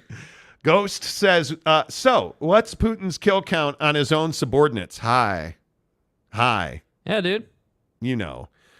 Trip says, if you're a psychopath, those folks are just collateral damage. Seriously. Yeah. But did you guys see the video? It's all over. Oh, the video's gnar, dude. It's all over the interwebs. Dude, on X. And there's it's a bunch just, of bodies, bro. It's bad. just this plane doing this all the way down to the ground. Yeah. It's wild. Well, no, the footage, there's that, but then there's footage of the wreckage. And yeah, you see, I'm like, not watching dude, that. That's gnar. Yeah, I'm not watching that. I'm not watching that. Yeah. I am not. Well, look at that. James got his super chat to work. What if Jerry Jones fired McCarthy and brought in Dan Mullen? Dak played for him at Mississippi State. Yeah, that's wait, I thought Jerry Bear wasn't firing head coaches. That's not what the Dallas Cowboys do. Like, that's not who they are. That's what I'm saying. That's what I'm saying. Let's see. Lance Johnston. I will bet $10 all 10 were dead before the pilot bailed out. Lance from Ames, Iowa. Well, that's on you, bro. Yeah. Yeah, no, I'm good. Mike Smith, who told Putin that he was on that plane? Putin knows people, bro. This is a guy who poisons people with doorknobs. Yeah. I'm going to say he's got sources. Hey, look here, man. Gary Wolf. He's got sources. Just saying. Okay, Wojbaum on the phone. Hey, Woj. Dude, who's got the commenter account Putin's burner? Somebody. Putin's sources. Yeah. Come on. Gary Wolf, especially when Russians are pissed about the moon lander crashing. Yeah, did you guys see India? Yeah. The Indians landed on the moon. Yes. Like on the South Pole where nobody's ever been. And allegedly there's a ton of water there. Allegedly. They landed on the South Pole of the moon. Yeah. In India sent a lunar rover to the South Pole of the moon and landed it. I think it's an incredible moment for the people of India. It's such a proud moment for them. By the way, the Yankees are up 6-0 in the third. I told you they ain't losing 10 in a row. And I told you when the show started, get on the prize picks. Get on the interwebs. Yeah, you go more on the Yankees. It's a perfectly calibrated recipe for maximum personal achievement. Severino was a really good more tonight. Yeah. On prize picks. More on prize picks. Mike Smith, someone that dude trusted ratted him out. I think SMU paid them. I believe that's true. I'm screwed. And donuts. The other 100 people on board were just collateral damage. Seriously. Can you imagine that, though? Like, dude, hey, your plane just got shot down. They all so there were 3 crew members and 7 passengers. Yeah. Yevgeny Prigozhin's not traveling with your mom and her cousin. Yeah. By happenstance. Yeah. Like, those had to be his dudes. SMU killed Prigozhin. I heard that's the truth. I'm just saying. Zapata should have flown commercial with a disguise. Yeah. Seriously. Would Pootie shoot down a full commercial jet? Yeah, where's Air Russia with the 747? To get to Prigozhin. Mike Smith, yes, Roundabout. Roundabout says, okay, I believe it. Gary Wolf, rootin' tootin' Putin. We probably shouldn't be joking about that. Guys. You fly that way. I will fly that way. They won't know which one is which. Yeah, they'll just shoot them both down. Yeah. For sport. It's wild. Dude, it's just wild. Aaron Wilson says Prigozhin to the ACC. Yeah. Lance Johnson is at the dark side of the moon. No, it's not. It's the southernmost point of the moon, though. It is akin to our South Pole. I thought the moon was flat, dude. There's a dark side to the moon? Yeah, dude. I thought, I don't know. Mrs. Monty and I were talking the other night. Like, for instance. By the way, I get home last night and she has made grilled corn. Like, so she baked corn cobs in so foil good. with butter. Like, in plant-based butter. And I was like, oh, God, here we go. The vegetarians lost her shit again. So I opened it up. Dude, it was the best corn on the cob I've ever had. And today, this bajo is a vocal accompaniment to the program today. By the way, I said, by the way, tomorrow morning is checking the prostate probably. Okay. Tomorrow morning's the annual physical. Yeah. Nervous? No. Whatever. Oddly, I probably should be. I do better when I'm like, oh, I'm dying. Oh, my God. No. I've told you routinely, I've gotten a physical. I get a physical every August. Hugh Janus. I oddly feel really good. I don't have an ACL in my left knee. Most of you know that. So my knee's a little sore occasionally, but Think that's HIPAA? I don't have like back or arm or I've got no dysfunction in the peen. Like peen. Everything works great. Everything works great. Yeah, like I don't have any of those problems. Right. Like my cholesterol is always perfect. Like I don't have any of those problems. I eat pretty well. I don't eat red meat generally. Yeah. Unless Boss Frog mandates it when we're in Dallas. Tarrant County. Man, that was a good steak. Yeah, it was. I eat pretty well. I don't eat a lot of sugar or fried food. In Galf. Although I had a Impossible Burger at the Habit today. And I may or may not have had onion rings. With ranch. No ranch. You didn't have ranch? I did not have ranch. Why? Because I'm trying not to eat that stuff. I need You're to not lose. eating ranch. No, I gained a pound. Dude, I actually, it's not the best situation, and we all know that. Do you guys see what I have to work with? The guy's not eating ranch. Dude, I gained a pound last week, and I haven't been brave enough to weigh myself. I need to lose now 27.7 pounds before November 18th. Do you know how many days it is? 89. You're sure it's 89? Yeah, I checked yesterday. It was 90 yesterday. Okay, so it's 89 a day. Okay. 89 days. So I have to lose like Dude, 4/10 of a pound a day. You got that on lock. Well, that's why we need to be golfing a lot. I'm taking the more on that. Okay? Dude's losing more than 27 pounds in the next 90 days. If certain somebodies would stop bringing me Snickers bars every day. What? What? Man, I love a good Snickers bar. Ain't no reset. But I don't generally eat added sugar. Like for dinner last night, I had a corn on the cob and then yogurt and watermelon, which was phenomenal. Yeah, if you don't do smoked corn on the cob, you're sleeping, bro. That stuff is so good. Mrs. Monty, I don't eat curry ever. She made herself this unbelievable curry that probably lit her intestines on fire. She's been getting these farm to table boxes. Right. Dude, the fruit in those things is unbelievable. Yeah. The peaches, like she's had peaches for like 3 weeks now that have just been awesome. The watermelon's good. The cantaloupe's good. But it's so much fruit and vegetable. We can't eat it all. Yeah. It's so good. Yeah. The watermelon, forget it. Yeah. The watermelon has been, but yeah, tomorrow's the whole thing, man. Well, tomorrow's and yeah, you know what? Too much gravy for my biscuits. I still don't have no ass. Like we were golfing this morning. Yeah. Do you know where I'm at weight loss wise? Like I'm not buying clothes. Yeah. I'm not doing it. Why? Because everything is too big right now. But what are you going to do when you're 20 pounds lighter? Like, I'll buy new clothes for Hawaii. Yeah. I was wearing my favorite. I have these Nike yoga shorts that are just Nike yoga is phenomenal. Yeah, so whether good, whether you're a yogi or not, they are Nike so good. yoga stuff is so good. I swung my golf club this morning and my pants almost fell down. Like I was at the range warming up. And I've never had to do that. Like these Callaway golf shorts I'm wearing are so big I can't put anything in my pockets or it pulls them down.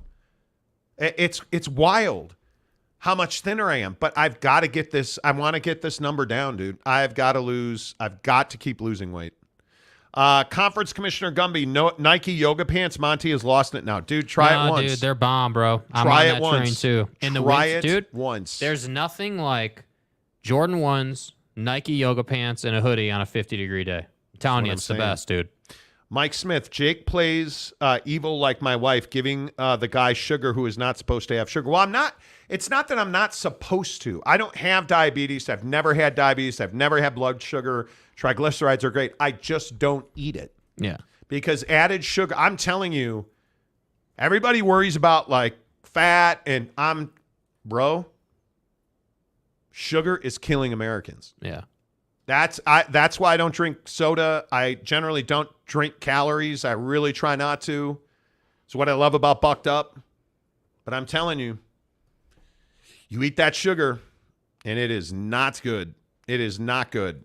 Darren Taylor, Nike has a pro rata with the ACC. Well, they don't have a pro rata. They've agreed to pay, though. You know. Gary Wolf, new invention, Monty, called a belt. I have a belt. Yeah, he doesn't wear it, though. I do. Not when I'm golfing, but I have a belt on right now The belt, I need to add holes. My wife has a little tool. That came out wrong. I need to put more. My wife has a little tool, a little punch that you hit with a hammer for your belt to make more slots on the belt. I need to do that. I need to put more holes in my belt. You know. It is what it is. T. Higgins, nothing worse than a 400-pound woman in yoga pants. Not like stretch pants. Yeah, you guys are, dude, look it up, bro. They're like joggers almost. Yeah. They're so comfortable. They're so comfortable. It's fair. Fast food is killing Americans. It's so addictive. Like today I had the habit. Did I have a burger? No, I had an Impossible Burger. Yeah. 470 calories. Yeah. And I love every minute of it. Final comment tonight. Mike Smith, a line from the movie Hackers, when a guy sees a fat chick in spandex. Spandex, it's a privilege, not a right. Damn. You have to earn the right to wear spandex. The Monty Show, as always, is presented by our good friends at The Advocates. TheAdvocates.com. The best injury attorneys in the business. TheAdvocates.com. Don't forget, we are giving away tickets to see Colorado at Utah. You want to win those tickets? All you got to do is show me that you're interacting with Fucked Up. Hook it up. Send me a picture on Instagram, Twitter, The Monty Show, MONTY The Monty Show. Jake is SLC Jake. Tag us in a picture. I think we have 6 or 7 entries. We'll give it away Friday, 3:30 Pacific, 6:30 Eastern, right here on The Monty Show. Until tomorrow, say goodbye, Jake. Goodbye, Jake.